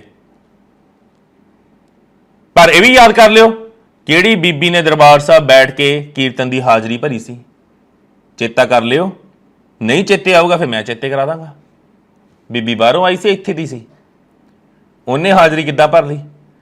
ਇਹ ਕਰਤੂਤਾਂ ਜਿਹੜੀਆਂ ਮਤਲਬ ਜਿਹੜੀ ਢੋਂਗਾਂ ਤੋਂ ਪਖੰਡਾਂ ਤੋਂ ਬਾਬੇ ਨਾਨਕ ਨੇ ਸੰਗਤ ਜੀ ਸਾਨੂੰ ਤੋੜਿਆ ਆ, ਸਾਨੂੰ ਦੂਰ ਕੀਤਾ ਆ। ਸਾਡੀ ਕੌਮ ਦੀ ਇੱਕ ਅਲੱਗ ਹਸਤੀ ਜਿਸ ਕਰਕੇ ਬਣੀ ਹੈ, ਉਸ ਦੇ ਉੱਤੇ ਇਹ ਜੋ ਉਹਦਾ ਬੇੜਾ ਕਰਕ ਕਰਨ ਲੱਗੇ ਹੋਏ ਨੇ ਉੱਥੇ ਬਹਿ ਕੇ ਸੰਸਥਾਵਾਂ ਦੇ ਵਿੱਚ, ਜੋ ਇਹਨਾਂ ਨੇ ਮਿੱਟੀ ਪਲੀਤ ਕੀਤੀ ਹੈ ਉਹਨਾਂ ਸਿਧਾਂਤਾਂ ਦੀ ਤੁਸੀਂ ਮੰਨ ਨਹੀਂ ਸਕਦੇ, ਸਮਝ ਨਹੀਂ ਸਕਦੇ। ਨਾਮ ਜਪੋ, ਕਿਰਤ ਕਰੋ, ਵੰਡ ਛਕੋ, ਬਾਬੇ ਨਾਨਕ ਦਾ ਸਿਧਾਂਤ ਆ। ਮੈਨੂੰ ਦੱਸ ਦਿਓ ਇਹਨਾਂ ਦੇ ਵਿੱਚੋਂ ਜਿਹੜੇ ਗੋਕੜਾ ਕੱਢੀ ਬੈਠੇ ਨੇ, ਕਿਰਤ ਇਹਨਾਂ ਵਿੱਚੋਂ ਕਿਹੜਾ ਕਰਦਾ ਆ? ਜਿਹੜੇ ਪਾਠੀ ਸਿੰਘ ਨੇ ਉਹ ਕਿਰਤ ਕਰਦੇ ਨੇ, ਅਗਰ ਪਾਠ ਵੀ ਕਰਦੇ ਨੇ ਤਾਂ ਉਹ ਵੀ ਉਹਨਾਂ ਵਾਸਤੇ ਕਿਰਤ ਹੈ, ਕਿਉਂਕਿ ਉਹ ਗੁਰੂ ਨੂੰ ਹੀ ਸਮਰਪਿਤ ਨੇ, 24 ਘੰਟੇ ਦੀਆਂ ਰੋਲਾਂ ਲਾਉਂਦੇ ਨੇ। ਇਹ ਗੋਗੜਾ ਕੱਢ ਕੇ ਕੁਰਸੀਆਂ ਤੇ ਬਹਿ ਜਾਂਦੇ ਨੇ, ਕੁਛ ਨਹੀਂ ਕਰਨਾ ਇਹਨਾਂ ਨੇ। ਉਹ ਪ੍ਰਤਾਪ ਵਰਗੇ ਫੀਮਚੀ ਬਿਠਾਏ ਆ ਜਿਹੜੇ ਸੇਵਾਦਾਰ ਭਰਤੀ ਹੋਏ ਸੀ, ਠੀਕ ਹੈ, ਤੇ ਅੱਜ ਉਹ ਮਤਲਬ ਉੱਚ ਅਹੁਦਿਆਂ ਤੱਕ ਪਹੁੰਚ ਗਏ ਆ, ਦਰਬਾਰ ਸਾਹਿਬ ਦੇ ਸਕੱਤਰ ਤੱਕ ਬਣ ਗਏ ਆ, ਤੇ ਉਸ ਤੋਂ ਬਾਅਦ ਬਹਿ ਕੇ ਬਸ ਉਹਨਾਂ ਦੇ ਬਿਸਕੁਟ ਭੁਜੀਏ ਇਹ ਖਾਈ ਜਾਣੇ। ਉੱਤੇ ਵੀ ਆਨਾ ਅੱਗੇ ਮੈਂ ਵੇਲੜਾ ਨੇ, ਕਰਨਾ ਕੁਛ ਨਹੀਂ। ਫਿਰ ਉਸ ਤੋਂ ਬਾਅਦ ਕਹਿੰਦੇ ਅਸੀਂ ਪੰਥਕ ਆ ਜੀ, ਬਹੁਤ ਵੱਡੇ ਪੰਥਕ ਆ ਅਸੀਂ। ਹੁਣ ਤੁਸੀਂ ਐਡੇ ਪੰਥਕ ਪੰਨੂ ਦੀ ਕਰਤੂਤ ਦੱਸੀ ਹੈ ਨਾ, ਤੇ ਤੁਸੀਂ ਉੱਥੇ ਬੀਬੀਆਂ ਨੂੰ ਜਿਹੜੇ ਹਿਸਾਬ ਨਾਲ ਕਹਿੰਦੇ ਹੋ ਕੀਰਤਨ ਨਹੀਂ ਕਰ ਸਕਦੀਆਂ, ਤੁਹਾਡੇ ਜਿੰਨੇ ਗਿਰੇ ਹੋਏ ਕਰੈਕਟਰ ਨੇ ਇੱਕ ਬੰਦੇ ਦਾ ਮੈਂ ਦੱਸਤਾ। ਸਾਡੀਆਂ ਧੀਆਂ ਭੈਣਾਂ ਬੀਬੀਆਂ ਤੁਹਾਡੇ ਨਾਲੋਂ ਕਿਤੇ ਜ਼ਿਆਦਾ ਉੱਚੀਆਂ ਤੇ ਸੁੱਚੀਆਂ ਹੋਣਗੀਆਂ। ਬਸ਼ਰਮੀ ਦੀਆਂ ਤੁਸੀਂ ਸਾਰੀਆਂ ਹੱਦਾਂ ਪਾਰ ਕਰਕੇ ਰੱਖਦੇ ਹੋ, ਸਾਰੀਆਂ। ਤੁਹਾਨੂੰ ਕੋਈ ਮਤਲਬ ਨਹੀਂ ਕੀ ਹੋ ਰਿਹਾ ਹੈ ਕੀ ਨਹੀਂ ਹੋ ਰਿਹਾ, ਤੁਹਾਨੂੰ ਸਿਰਫ ਇੱਕ ਚੀਜ਼ ਯਾਦ ਰਹਿੰਦੀ ਹੈ ਕਿ ਹਾਂ ਸਾਡੇ ਘਰ ਕਿੱਦਾਂ ਭੱਜ ਜਾਣ। ਜੇ ਕੋਈ ਤੁਹਾਡੇ ਸਾਹਮਣੇ ਮੂੰਹ ਖੋਲੇ, ਤੁਹਾਨੂੰ ਤੁਹਾਡੀ ਔਕਾਤ ਦਿਖਾਵੇ, ਤਾਂ ਫੇਰ ਤੁਹਾਨੂੰ ਹੁੰਦਾ ਵੀ ਲੈ ਇਹਨੇ ਮੂੰਹ ਖੋਲਿਆ, ਹੁਣ ਇਹਦਾ ਮੂੰਹ ਅਸੀਂ ਬੰਦ ਕਿੱਦਾਂ ਕਰੀਏ। ਖੈਰ ਸੰਗਤ ਜੀ, ਸੈਕਸ਼ਨ 85 ਅਧੀਨ ਸਾਰੇ ਗੁਰਦੁਆਰਿਆਂ ਵਿੱਚ ਮਤਲਬ ਜਿੱਥੇ ਵੀ ਸ਼੍ਰੋਮਣੀ ਕਮੇਟੀ ਦੇ ਮਤਲਬ ਸਿੱਧੇ ਪ੍ਰਬੰਧ ਨੇ, ਉਹਨਾਂ ਗੁਰਦੁਆਰਿਆਂ ਨੂੰ ਮਤਲਬ ਦਸਵੰਧ ਜਾਣੇ ਕਿ ਜਿੰਨਾ ਵੀ ਸਾਡਾ ਬਜਟ ਹੁੰਦਾ ਸ਼੍ਰੋਮਣੀ ਗੁਰਦੁਆਰਾ ਪ੍ਰਬੰਧਕ ਕਮੇਟੀ ਦਾ, ਉਸ ਦਾ 10ਵਾਂ ਹਿੱਸਾ ਦਿੱਤਾ ਜਾਂਦਾ ਹੈ, ਠੀਕ ਹੈ। ਪਰ ਵਸੂਲ ਜਿਹੜਾ ਹੈਗਾ ਆ, ਭਲਾਈ ਫੰਡ ਹੋ ਗਿਆ, ਠੀਕ ਹੈ, ਵਿਦਿਅਕ ਫੰਡ ਹੋ ਗਿਆ, ਧਾਰਮਿਕ ਫੰਡ ਹੋ ਗਿਆ, ਕੈਂਸਰ ਫੰਡ ਦੇ ਨਾਮ ਦੇ ਉੱਤੇ ਤਕਰੀਬਨ ਬਜਟ ਦਾ 35% ਹਿੱਸਾ ਇਹਨਾਂ ਨੂੰ ਹੀ ਚਲਾ ਜਾਂਦਾ ਹੈ। ਬਾਕੀ ਫੰਡ ਗੁਰਦੁਆਰਿਆਂ ਦੇ ਲੰਗਰ ਖਰਚ, ਸਟਾਫ ਤਨਖਾਹ, ਠੀਕ ਹੈ, ਇਮਾਰਤਾਂ, ਬਿਜਲੀ ਬਿੱਲ ਆਦਿ ਵਾਸਤੇ ਖਰਚ ਕੀਤਾ ਜਾਂਦੇ ਹਨ।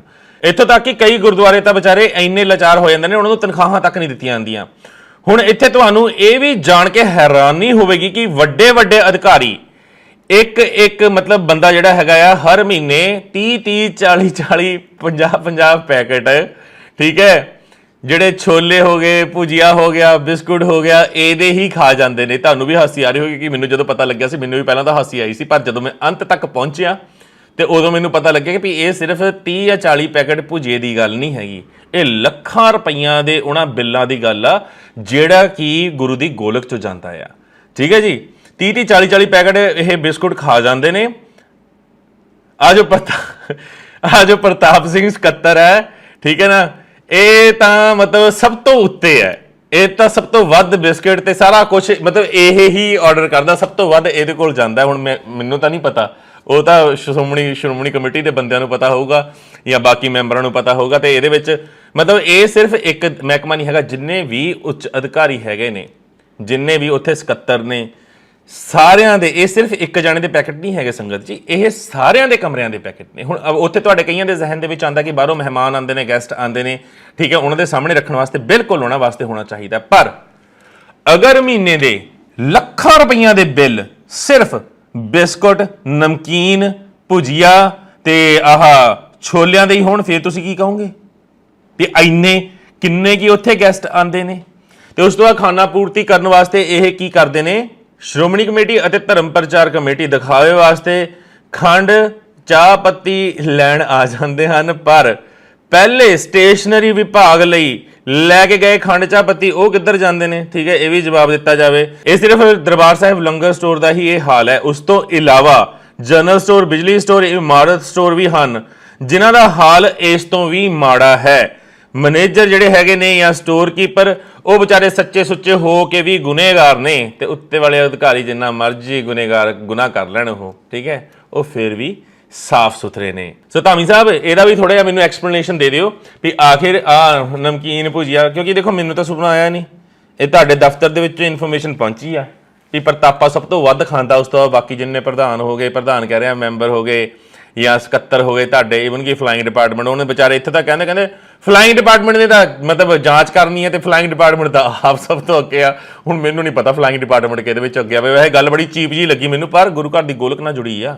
ਦਸਵੰਧ ਦਾ ਪੈਸਾ ਦੂਜੇ ਪਾਸੇ ਜਾ ਰਿਹਾ ਹੈ, ਤੇ ਉਹ ਵੀ ਜਿਹੜਾ ਤੁਸੀਂ ਮਤਲਬ ਦਸਵੰਧ ਦਾ ਪੈਸਾ ਜਿਹੜਾ ਦਿੰਦੇ ਹੋ 30% 35% ਜਿਹੜੀਆਂ ਚੀਜ਼ਾਂ ਵਾਸਤੇ ਦੱਸਿਆ ਵੀ ਜਾਵੇ, ਕਿਹੜੇ ਕੈਂਸਰ ਫੰਡ ਵਾਸਤੇ ਇਸਤੇਮਾਲ ਹੁੰਦਾ ਆ, ਕਿਹੜਾ ਪੜ੍ਹਾਈ ਵਾਸਤੇ ਇਸਤੇਮਾਲ ਹੁੰਦਾ ਹੈ, ਕਿਹੜਾ ਕਿਹਦੇ ਵਾਸਤੇ ਕਿੱਥੇ ਕਿੱਥੇ ਕਿੰਨਾ ਇਸਤੇਮਾਲ ਹੋਇਆ, ਉਹਦੀ ਵੀ ਡਿਟੇਲ ਦਿੱਤੀ ਜਾਵੇ। ਤੇ ਤਨਖਾਹਾਂ ਵਾਸਤੇ ਤੁਹਾਡੇ ਕੋਲ ਕਿੱਦਾਂ ਘਟ ਜਾਂਦੇ ਨੇ ਉਹ ਵੀ ਕਿਰਪਾ ਕਰਕੇ ਦੱਸਿਆ ਜਾਵੇ। ਪਤਾ ਹੈ ਤਨਖਾਹਾਂ ਵਾਸਤੇ ਉਦਾਂ ਹੀ ਘਟਦੇ ਹੋਣਗੇ ਜਿੱਦਾਂ ਸਰਾਹਾਂ ਵਾਸਤੇ ਘਟਦੇ ਨੇ। ਸਰਾਹਾਂ ਘਾਟੇ 'ਚ ਜਿੱਦਾਂ ਨੇ ਲੱਖ ਰੁਪਏ ਕਿਰਾਏ ਤੇ ਚੜ੍ਹਨ ਵਾਲੀ ਦੁਕਾਨ ਤੁਸੀਂ 4-4 ਹਜ਼ਾਰ ਨੂੰ ਦਿੱਤੀ ਹੋਈ ਆ, ਫੇਰ ਕਹਿੰਦੇ ਨੇ ਸਾਡਾ ਹੱਥ ਤੰਗ ਆ। ਫਿਰ ਜੇ ਅਸੀਂ ਤੁਹਾਨੂੰ ਸਵਾਲ ਪੁੱਛਦੇ ਤੁਹਾਡੇ ਕੋਲ ਜਵਾਬ ਨਹੀਂ ਹੁੰਦਾ। ਫੀਮ ਵੇਚਣ ਵਾਲੇ ਤੱਕ ਤੁਸੀਂ ਆਪਣੇ ਗੁਰੂ ਘਰਾਂ ਦੇ ਅੰਦਰ ਵੜਿਆ, ਕਦੀ ਕਮਰੇ ਨੰਬਰ 1 ਤੇ ਕਦੀ ਕਮਰਾ ਨੰਬਰ 2, ਕਦੀ 1 ਕਦੀ 2। ਜਦੋਂ ਇੱਥੋਂ ਸੈਣੀ ਬੋਲ ਪੈਂਦਾ ਤੇ ਫਿਰ ਤੁਹਾਨੂੰ ਭਾਜਣਾ ਪੈ ਜਾਂਦੀ ਹੈ ਵੀ ਫਟਾਫਟ ਕੱਢੋ ਇਹਨੂੰ ਇੱਥੋਂ। ਫੀਮ ਦੀ ਦੁਕਾਨ ਹੁਣ ਗੁਰੂ ਘਰ ਦੇ ਅੰਦਰ ਨਹੀਂ ਚੱਲਣੀ, ਕਿਉਂ ਗੁਰੂ ਅਰਜਨ ਦੇਵ ਨਿਵਾਸ ਦੇ ਵਿੱਚ ਬੈਠਿਆ ਨਹੀਂ ਸੀ ਤੁਹਾਡਾ ਫੀਮ 'ਚ ਹੀ ਉੱਥੇ ਬੈਠਿਆ। ਸ਼ਰਮ ਨਹੀਂ ਆਉਂਦੀ ਤੁਹਾਨੂੰ? ਗੁਰੂ ਘਰਾਂ ਦੇ ਵਿੱਚ ਤੁਸੀਂ ਜਿੰਨੇ ਕੋ ਕਰਮ ਕੀਤੇ ਨੇ, ਜਿੰਨੀਆਂ ਘਟੀਆਂ ਕਰਤੂਤਾਂ ਕਰ ਰਹੇ ਹੋ, ਜੇ ਤੁਹਾਡੇ ਮੂੰਹ ਤੇ ਸਵਾਲ ਤੁਹਾਡੇ ਤੋਂ ਪੁੱਛਿਆ ਨਾ, ਤੁਹਾਡੇ ਕੋਲ ਜਵਾਬ ਉਹਦੇ ਹੁੰਦੇ ਨਹੀਂ। ਜਾਂ ਸਤਿੰਦਰ ਵਰਗੇ ਦੀ ਤੁਹਾਡੀ ਦੀ ਅਗਰ ਤੌਣੀ ਲਾ ਦਿੱਤੀ ਜਾਵੇ ਤਾਂ ਉਹਨੂੰ ਬਿਠਾ ਦੇ, ਜਾ ਫਟਾਫਟ ਜਾ ਸੈਣੀ ਨੂੰ ਜਵਾਬ ਦੇ ਕੇ ਆ। ਹੋਰ ਕੋਈ ਨਹੀਂ ਹੈ ਤਾਂ ਅਮਲਾ ਇੰਚਾਰਜ ਵਾਲਾ ਦੋ, ਜਾ ਸੈਣੀ ਨੂੰ ਜਵਾਬ ਦੇ ਕੇ ਆ। ਜੇ ਹੋਰ ਕੋਈ ਵੀ ਨਹੀਂ ਮਿਲਿਆ ਤਾਂ ਬੁੱਟਰ ਵਰਗਾ ਤਲਵੇ ਚੱਟ ਬਿਠਾ ਦੋ। ਮੈਂ ਕਹਿ ਰਿਹਾ ਜਿਹੜਾ ਵੀ SGPC ਦੀ ਅਗਰ ਕਰਮ ਵਡਿਆਈ ਕਰਨ ਵਾਸਤੇ ਬੈਠੇ ਨਾ, ਮੈਂ ਪਹਿਲਾਂ ਵੀ ਕਿਹਾ ਹਰ ਕਿਸੇ ਦੇ ਛੇਲੇ ਲਾਉਂ, ਪੋਤੜੇ ਫੋਲ ਕੇ ਰੱਖ ਦੂੰ। ਬੁੱਟਰ ਦਾ ਪਤਾ ਲੱਗਿਆ ਦੁਕਾਨ ਤੇ ਨਹੀਂ ਪਹੁੰਚਿਆ, 2-3 ਦਿਨ ਹੋ ਗਏ, ਲੰਘਿਆ ਨਹੀਂ ਆਪਣੀ ਦੁਕਾਨ ਦੇ ਸਾਹਮਣੇ। ਬੁੱਟਰ ਸਾਹਿਬ ਤਲਵੇ ਨਹੀਂ ਚੱਟੀ ਦੇ ਹੁੰਦੇ, ਕਿਰਤ ਕਰੋ, ਨਾਮ ਜਪੋ, ਵੰਡ ਛਕੋ, ਠੀਕ ਹੈ। ਤਲਵੇਂ ਨਾ ਚੱਟੋ, ਜੁੱਤੀਆਂ ਨਾ ਝਾੜੋ, ਸਿਰ 'ਚ ਖੇ ਨਾ ਪਵਾਓ। ਖੈਰ ਅੱਗੇ ਵਧਦੇ ਹਾਂ ਜੀ। ਮੈਂ ਤੁਹਾਨੂੰ ਕਿਹਾ ਸੀਗਾ ਪਾਠੀ ਸਿੰਘਾਂ ਵਾਸਤੇ ਅੱਜ ਮਤਲਬ ਕੁਝ ਬਹੁਤ ਜ਼ਰੂਰੀ ਹੈ। ਮੈਂ ਜਿੰਨਾ ਕਿ ਹਿਸਾਬ ਕਿਤਾਬ ਲਾਇਆ, ਪਾਠੀ ਸਿੰਘ ਆਪਣੇ ਵੱਲੋਂ ਬਹੁਤ ਵਧੀਆ ਡਿਊਟੀਆਂ ਨਿਭਾ ਰਹੇ ਨੇ, ਹਰ ਥਾਂ ਤੇ ਨਿਭਾ ਰਹੇ ਨੇ। ਪਰ ਮੈਂ ਅੱਜ ਤੁਹਾਨੂੰ ਪਾਠੀ ਸਿੰਘ ਦੀ ਇੱਕ ਪ੍ਰਕਿਰਿਆ ਜੀ ਦੱਸ ਰਿਹਾ। ਵੈਸੇ ਪਾਠੀ ਸਿੰਘਾਂ ਨੂੰ ਸਾਰਿਆਂ ਨੂੰ ਪਤਾ ਹੋਏਗਾ, ਅਖੰਡ ਪਾਠੀ ਦੀ ਜਦੋਂ ਸੰਗਤ ਜੀ ਭਰਤੀ ਹੁੰਦੀ ਹੈ ਤਾਂ ਇੱਕ ਲੈਟਰ ਲਿਖ ਕੇ ਮੈਨੇਜਰ ਨੂੰ ਦਿੱਤਾ ਜਾਂਦਾ ਹੈ। ਮੈਨੇਜਰ ਉਸ ਲੈਟਰ ਨੂੰ ਅਪਰੂਵ ਕਰ ਦਿੰਦਾ ਹੈ ਤੇ ਅਪਰੂਵ ਕਰਕੇ ਉਹ ਫਿਰ ਜਿਹੜੇ ਪੰਜ ਸਿੰਘ ਸਾਹਿਬਾਨ ਨੇ ਜਾਂ ਕੋਈ ਵੀ ਉੱਚ ਅਹੁਦੇਦਾਰ SGPC ਦਾ ਹੈਗਾ ਆ, ਪਾਠੀ ਸਿੰਘ ਨੂੰ ਉਹਦੇ ਕੋਲ ਭੇਜਿਆ ਜਾਂਦਾ ਹੈ, ਜੋ ਉਸ ਦੀ ਗੁਰਬਾਣੀ ਦੀ ਮਾੜੀ ਮੋਟੀ ਜਿਹੜੀ ਪ੍ਰੀਖਿਆ ਲੈਣੀ ਹੈ, ਟੈਸਟ ਲੈਣਾ, ਉਹ ਲੈਂਦਾ ਵੀ ਹਾਂ ਪਾਸ ਹੈ ਨਹੀਂ। ਪਰ ਉਸ ਤੋਂ ਪਹਿਲਾਂ ਇਹ ਦੇਖਿਆ ਜਾਂਦਾ ਹੈ ਕਿ ਪਾਠੀ ਸਿੰਘ ਜਿਹੜਾ ਹੈਗਾ ਆ ਉਹ ਕਿਹਦੇ ਜੈਕ ਨਾਲ ਆਇਆ, ਉਹਨੂੰ ਕਿਹੜੇ ਮੈਂਬਰ ਨੇ ਭੇਜਿਆ ਆ, ਜਾਂ ਕਿਹੜੇ ਸਕੱਤਰ ਨੇ ਭੇਜਿਆ ਆ, ਜਾਂ ਕਿਹਦਾ ਜੀਜਾ ਆ, ਜਾਂ ਕਿਹਦਾ ਸਾਲਾ ਆ, ਕਿਹਦਾ ਭਣੋਈਆ ਆ, ਕਿਹਦਾ ਪੋਤਰਾ ਆ। ਸਮਝ ਗਏ? ਉਹ ਸਭ ਦੇਖ ਕੇ ਜੇ ਤਾਂ ਕੋਈ ਆਪਣੇ ਦਾ ਹੋਵੇ ਫੇਰ ਤਾਂ ਓਕੇ ਹੈ, ਜੇ ਵਿਰੋਧੀ ਧਿਰ ਦਾ ਆ ਜਾਂ ਸਿੱਧਾ ਆ ਗਿਆ, ਜੇ ਕੋਈ ਸਿੱਧਾ ਆ ਗਿਆ ਤਾਂ ਉਹਦੇ ਸਾਹਮਣੇ ਮੂੰਹ ਪਾੜ ਲਿੱਤਾ ਜਾਂਦਾ ਵੀ ਭਾਈ ਇੰਨੇ ਪੈਸੇ ਤੈਨੂੰ ਪਹਿਲਾਂ ਦੇਣੇ ਪੈਣੇ ਆ, ਫੇਰ ਪਾਠੀ ਸਿੰਘ ਲੱਗੇਗਾ ਤੂੰ। ਜੇ ਉਦਾਂ ਹੀ ਕੋਈ ਚਲੇ ਗਿਆ ਤਾਂ ਫਿਰ ਉਹਨੂੰ ਵੈਸੇ ਹੀ ਯੂਟਰਨ ਦੇ ਕੇ ਬਾਹਰ ਭੇਜ ਦੇਣਾ। ਕਾਕਾ ਜਿੰਨਾ ਮਰਜ਼ੀ ਪੜਿਆ ਲਿਖਿਆ ਹੋਵੇ, ਜਿੰਨਾ ਮਰਜ਼ੀ ਉਹਨੂੰ ਗੂੜ ਗਿਆਨ ਹੋਵੇ ਗੁਰਮਤਿ ਦਾ, ਕੋਈ ਮਤਲਬ ਨਹੀਂ ਇੱਥੇ, ਉਹਨੂੰ ਸਿੱਧਾ ਬਾਹਰ ਦਾ ਰਸਤਾ ਦਿਖਾ ਦਿੱਤਾ ਜਾਂਦਾ। ਉਸ ਤੋਂ ਬਾਅਦ ਪਾਠੀ ਦੀ ਅਪਾਇੰਟਮੈਂਟ ਹੋ ਵੀ ਜਾਂਦੀ ਹੈ, ਤੇ ਪਾਠੀ ਦੀ ਅਪਾਇੰਟਮੈਂਟ ਜਦੋਂ ਕਰਦੇ ਨੇ ਪਾਠੀ ਸਿੰਘ ਨੂੰ, ਜਦੋਂ ਇਹ ਰੱਖ ਲੈਂਦੇ ਨੇ ਰੋਲਾਂ ਵਾਸਤੇ, 2014 ਤੱਕ ਸਿਕਿਉਰਿਟੀ ਪਾਠੀ ਸਿੰਘਾਂ ਤੋਂ ਲਿੱਤੀ ਜਾਂਦੀ ਸੀ 5000 ਰੁਪਏ।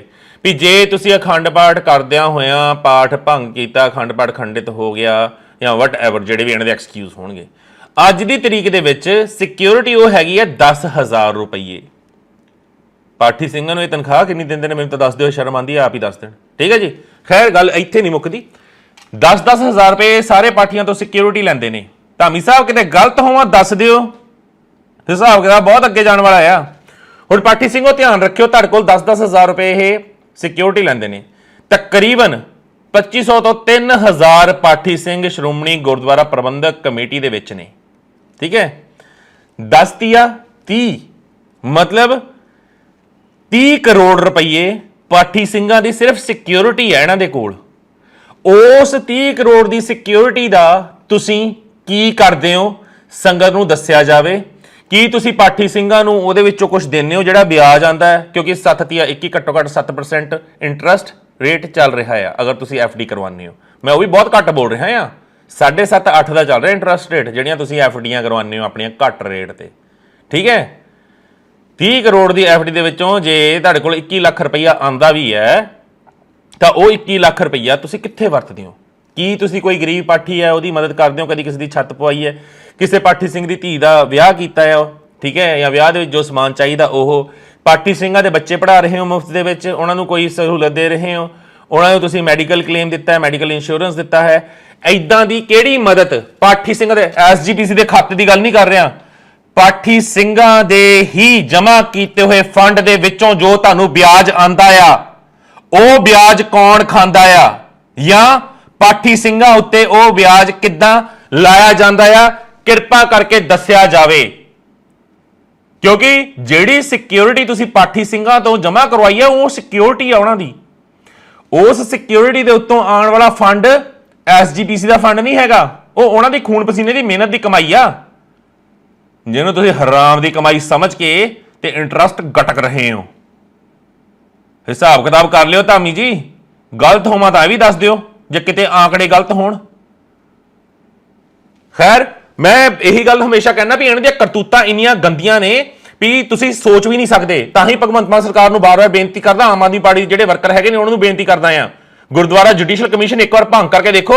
ਇਹਨਾਂ ਦੇ ਜਿਹੜੇ ਜੱਜ ਉੱਥੇ ਬੈਠੇ ਆ ਤੇ ਜਿਹੜੇ ਚੇਅਰਮੈਨ ਬੈਠੇ ਨਾ, ਇੱਕ ਵਾਰ ਉਹ ਹਕਾਲ ਕੇ ਨਾ ਨਵੀਂ ਮੈਂਬਰਸ਼ਿਪ ਬਣਾ ਕੇ ਦੇਖੋ, ਉੱਥੇ ਇਹਨਾਂ ਦੀ ਜਾਨ ਸੁੱਕ ਕੇ ਸਰਹਾਣੇ ਆ ਜਾਊਗੀ, ਮਾਂ ਮਰ ਜਾਣੀ ਅੱਧਿਆਂ ਦੀ, ਕਿਉਂਕਿ ਇਹਨਾਂ ਦੀਆਂ ਕਰਤੂਤਾਂ ਉੱਥੇ ਫਾਈਲਾਂ 'ਚ ਦੱਬੀਆਂ ਹੋਈਆਂ ਨੇ। ਮੈਂ 20 ਵਾਰ ਕਿਹਾ ਆ ਵੀ 15-16 ਦੇ ਵਿੱਚ ਸਰਕਾਰੀ ਸੀਏ ਨੇ ਆਡਿਟ ਕੀਤਾ ਸੀਗਾ, ਉਹਦੀ ਰਿਪੋਰਟ ਵਿਧਾਨ ਸਭਾ 'ਚ ਦੱਬੀ ਹੋਣੀ ਆ, ਉਹ ਕੱਢ ਲਓ, ਇਹ ਲੁਕੋਗੇ ਹੋਣਗੇ, ਖਾਗੇ ਹੋਣਗੇ, ਪਰ ਤੁਸੀਂ ਅਗਰ ਕਹੋਗੇ ਅੰਗੂਠਾ ਦੋਵੇਂ ਗੱਲ 'ਚ ਨਿਕਲ ਕੇ ਆ ਜਾਣੀਆਂ ਸਾਹਮਣੇ। ਉਸੇ ਆਡਿਟ ਦੀ ਰਿਪੋਰਟ ਨੂੰ ਬਿਹਾਫ ਬਣਾ, ਕਿਉਂਕਿ ਜੇ 20 ਮਿਸਟੇਕਸ ਹੋਣਗੀਆਂ, ਜੇ ਤੱਕ ਤੋਂ ਨਹੀਂ ਫੜੀਆਂ ਜਾਂਦੀਆਂ ਮੈਨੂੰ ਦੱਸ ਦਿਓ, ਮੈਂ ਤੁਹਾਨੂੰ ਦੱਸਦਾ ਕਿੱਥੇ ਕਿੱਥੇ ਕੀ ਗਲਤੀਆਂ ਨੇ। ਹੋਰ ਛੱਡੋ, ਮੈਨੂੰ ਪੁੱਛਣ ਦੀ ਲੋੜ ਨਹੀਂ, ਇਹਨਾਂ ਦੇ ਵਿੱਚ ਦੇ ਬੰਦੇ, ਇਹਨਾਂ ਦੇ ਦਫ਼ਤਰ ਦੇ ਡਿਪਾਰਟਮੈਂਟ ਦੇ ਬੰਦੇ ਤੁਹਾਡੇ ਕੋਲ ਭੇਜ ਦਾਂਗੇ। ਮਾਨ ਸਾਹਿਬ, ਤੁਹਾਨੂੰ ਇਹਨਾਂ ਦੇ ਦਫ਼ਤਰ ਦੇ ਬੰਦੇ ਹੀ ਆ ਕੇ ਬਿਠਾ ਕੇ ਤੁਹਾਨੂੰ ਦੁੱਧ ਦਾ ਦੁੱਧ, ਪਾਣੀ ਦਾ ਪਾਣੀ ਕਰ ਜਾਣਾ। ਕਿੱਥੇ ਕਿੰਨੀ ਦੀ ਕਰਪਸ਼ਨ ਇਹਨਾਂ ਨੇ ਕੀਤੀ ਸੀ, ਕਿਹੜਾ ਬੰਦਾ ਜ਼ਿੰਮੇਵਾਰ ਸੀਗਾ, ਠੀਕ ਹੈ, ਕਿਹੜੇ ਬੰਦੇ ਨੇ ਕਿੱਥੇ ਕਤਲ ਕੀਤਾ, ਕਿਹਨੇ ਕਿੱਥੇ ਜਨਾਨੀ ਕਪਾਈ, ਕਿਹਨੇ ਕਿੱਥੇ ਬੱਚਾ ਨਹਿਰ 'ਚ ਸੁੱਟਿਆ, ਇਹਨਾਂ ਦੇ ਆਪਣੇ ਹੀ ਬੰਦੇ ਨੇ। ਮੈਨੂੰ ਸੁਪਨੇ ਥੋੜੀ ਆਉਂਦੇ ਨੇ। ਤਾਂ ਹੀ ਮੈਂ ਕਹਿੰਦਾ ਆ, ਇਹ ਜਿਹੜੀ ਆਪਣੀ ਟਾਸਕ ਫੋਰਸ ਦੇ ਉੱਤੇ ਟੱਪਦੇ ਆ ਨਾ ਵੀ ਅਸੀਂ ਬਹੁਤ ਗੁੰਡਾ ਫੋਰਸ ਰੱਖੀ ਆ, ਉਹ ਗੁੰਡਾ ਫੋਰਸ ਨਹੀਂ ਹੈਗੀ, ਉਸ ਕਲਗੀਧਰ ਦੀ ਫੌਜ ਆ, ਉਹ ਵੀ ਯਾਦ ਰੱਖਿਓ। ਉਹਦੇ ਵਿੱਚ ਵੀ 10-15% ਹੀ ਹੋਣਗੇ ਜਿਹੜੇ ਤੁਹਾਡੇ ਤਲਵੇ ਚੱਟ ਨੇ, ਬਾਕੀ 85% ਜਿਹੜੇ ਨੇ ਉਹ ਉਸ ਗੁਰੂ ਰਾਮਦਾਸ ਦੇ ਦੂਤ ਨੇ, ਗੁਰੂ ਕਲਗੀਧਰ ਦੇ ਪੂਤ ਨੇ। ਜਿੱਦਣ ਉਹਨਾਂ ਨੇ ਹੁਕਮ ਕਰਤਾ ਨਾ ਤਾਂ ਉਹਨਾਂ ਦੀਆਂ ਡਾਂਗਾਂ ਤੁਹਾਡੇ ਵੱਲ ਨੂੰ ਹੋ ਜਾਣੀਆਂ, ਯਾਦ ਰੱਖਿਓ। ਤੇ ਹਾਂ, ਲਾਸਟ ਦੇ ਵਿੱਚ ਕਹਿ ਰਿਹਾ ਆ, ਪ੍ਰਤਾਪ ਸਿੰਘ ਸੁਣ ਲਾ, ਤੇ ਧਾਮੀ ਸਾਹਿਬ ਇੱਜ਼ਤ ਨਾਲ ਤੁਹਾਨੂੰ ਕਹਿਣਾ ਆ, ਇਹਨਾਂ ਨੂੰ ਕਹਿ ਦਿਓ ਜਿਹੜੀਆਂ ਡਬਲ ਸ਼ਿਫਟਾਂ ਕੀਤੀਆਂ ਨੇ ਉਹ ਫਿਰ ਤੋਂ ਰੱਦ ਕਰ ਦਿਓ। 2-2, 3-3, 4-4 ਘੰਟੇ ਕਿਸੇ ਤੋਂ ਜੇ ਦੁਆਰ ਤੋਂ ਕੰਮ ਕਰਵਾਇਆ, ਮੈਨੂੰ ਹੁਣ ਪਹੁੰਚ ਗਿਆ, ਮੈਨੂੰ ਪਤਾ ਲੱਗ ਗਿਆ, ਜਿਹੜੇ ਬੰਦੇ ਨੇ ਆਰਡਰ ਦਿੱਤੇ ਹੋਣਗੇ ਨਾ ਬਾਏ ਨੇਮ, ਉਹਦੀ ਛਿੱਲ ਲਾਹੂੰਗਾ ਔਨ ਸਕਰੀਨ ਆ ਕੇ, ਤੇ ਨਾਲੇ ਪਰਚੇ ਹੋਣਗੇ ਫਿਰ। ਕਿਉਂਕਿ ਪਹਿਲਾਂ ਤਾਂ ਮੈਂ ਸਿਰਫ ਬੋਲਿਆ ਆ, ਮਨੁੱਖੀ ਅਧਿਕਾਰਾਂ ਦਾ ਘਾਣ ਹੈ ਇਹ, ਹਿਊਮਨ ਰਾਈਟਸ ਵਾਇਲੇਸ਼ਨ ਹੈ ਇਹ। 30 ਦਿਨ ਕਿਸੇ ਬੰਦੇ ਤੋਂ ਕੰਮ ਕਰਾਣਾ, ਉਹ ਵੀ ਮਤਲਬ ਪੂਰੀਆਂ ਦਿਹਾੜੀਆਂ, ਡਬਲ ਦਿਹਾੜੀਆਂ, ਤੇ ਉਹਨੂੰ ਤਨਖਾਹ ਦੇਣੀ 26 ਦਿਨ ਦੀ। ਵਾਹ, ਸ਼ਰਮ ਨਾਲ ਤੁਹਾਨੂੰ ਆਪ ਡੁੱਬ ਕੇ ਮਰ ਜਾਣਾ ਚਾਹੀਦਾ ਹੈ, ਵਿੱਚ ਹੀ ਤੁਹਾਡੇ ਪ੍ਰਧਾਨ ਨੂੰ, ਤੇ ਵਿੱਚ ਹੀ ਅਜਿਹੇ ਜਿਹੜੇ ਅਹੁਦੇਦਾਰ ਬੈਠੇ ਨੇ, ਮੈਨੇਜਰ ਜਾਂ ਸਕੱਤਰ, ਜਿਹੜੇ ਇਹ ਸਾਰੀਆਂ ਕਰਤੂਤਾਂ ਦੇ ਵਿੱਚ ਇੱਕ ਦੂਜੇ ਦਾ ਸਾਥ ਦਿੰਦੇ ਹੋ। ਤੁਸੀਂ ਹੱਕ ਮਾਰ ਰਹੇ ਹੋ ਗਰੀਬਾਂ ਦਾ, ਖੂਨ ਚੂਸ ਰਹੇ ਹੋ ਉਹਨਾਂ ਦਾ, ਤੇ ਤੁਸੀਂ ਦੇਖਿਓ ਜਿਹੜਾ ਖੂਨ ਦੂਜਿਆਂ ਦਾ ਜਿੰਨਾ ਚੂਸਿਆ ਨਾ, ਤੁਹਾਡਾ ਉਹ ਖੂਨ ਰੱਬ ਤੋਬਕਾ ਕਰਕੇ ਡੇਗਦਾ ਕਿੱਦਾਂ ਆ, ਜਾਂ ਤੁਹਾਡਾ ਸਕਾਂਦਾ ਕਿੱਦਾਂ ਆ। ਵੈਸੇ ਮੇਰਾ ਸ਼ੋਅ ਚੱਲਦੇ ਸੁੱਕਣਾ ਤਾਂ ਤੁਹਾਡਾ ਸ਼ੁਰੂ ਹੋ ਹੀ ਜਾਂਦਾ ਹੈ, ਬਾਕੀ ਆਉਣ ਵਾਲਾ ਟਾਈਮ ਦੱਸੂਗਾ। ਖੈਰ ਸੰਗਤ ਜੀ, ਇੰਨਾ ਹੀ ਕਹਾਂਗਾ, ਚੈਨਲ ਵੱਧ ਤੋਂ ਵੱਧ ਸਬਸਕ੍ਰਾਈਬ ਕਰਿਆ ਕਰੋ। ਤੁਹਾਡੀ ਸਬਸਕ੍ਰਿਪਸ਼ਨ ਤੋਂ ਮੈਨੂੰ ਪਤਾ ਲੱਗਦਾ ਹੈ ਵੀ ਮੇਰੇ ਨਾਲ ਹੋਰ ਕਿੰਨੀਆਂ ਜਾਗਦੀਆਂ ਜ਼ਮੀਰਾਂ ਵਾਲੇ ਜੁੜੇ ਨੇ, ਤੇ ਆਪਣੀਆਂ ਭਾਵਨਾਵਾਂ ਦਾ ਤੁਸੀਂ ਕਮੈਂਟਸ ਦੇ ਵਿੱਚ ਵਿਅਕਤ ਕਰ ਹੀ ਦਿੰਦੇ ਹੋ। ਇਹਨਾਂ ਦਾ ਕੀ ਇਲਾਜ ਕੀਤਾ ਜਾਵੇ, ਕੁਛ ਤੁਹਾਡੇ ਜ਼ਿਹਨ ਦੇ ਵਿੱਚ ਨਵਾਂ ਆਉਂਦਾ ਤਾਂ ਉਹ ਵੀ ਥੱਲੇ ਦੱਸ ਦਿਆ ਕਰੋ। ਬਾਕੀ ਹਾਂਜੀ, ਸ਼ੇਅਰ ਤੁਸੀਂ ਆਪ ਹੀ ਕਰ ਦੇਣਾ ਹੈ, ਤੇ ਜਿਹਨਾਂ ਨੇ ਮੈਂਬਰਸ਼ਿਪ ਲੈਣੀ ਹੈ, ਸਬਸਕ੍ਰਾਈਬ ਦੇ ਨਾਲ ਵੀ ਜੁਆਇਨ ਦਾ ਬਟਨ ਹੈਗਾ, ਨੀਚੇ ਡਿਸਕ੍ਰਿਪਸ਼ਨ ਦੇ ਵਿੱਚ ਵੀ ਲਿੰਕ ਹੈਗਾ ਆ। ਹੱਸਦੇ ਰਹੋ, ਵਸਦੇ ਰਹੋ, ਚੜ੍ਹਦੀ ਕਲਾ 'ਚ ਰਹੋ, ਹਮੇਸ਼ਾ ਸੱਚ ਦਾ ਸਾਥ ਦਿਓ। ਇਜਾਜ਼ਤ। ਵਾਹਿਗੁਰੂ ਜੀ ਕਾ ਖਾਲਸਾ, ਵਾਹਿਗੁਰੂ ਜੀ ਕੀ ਫਤਿਹ।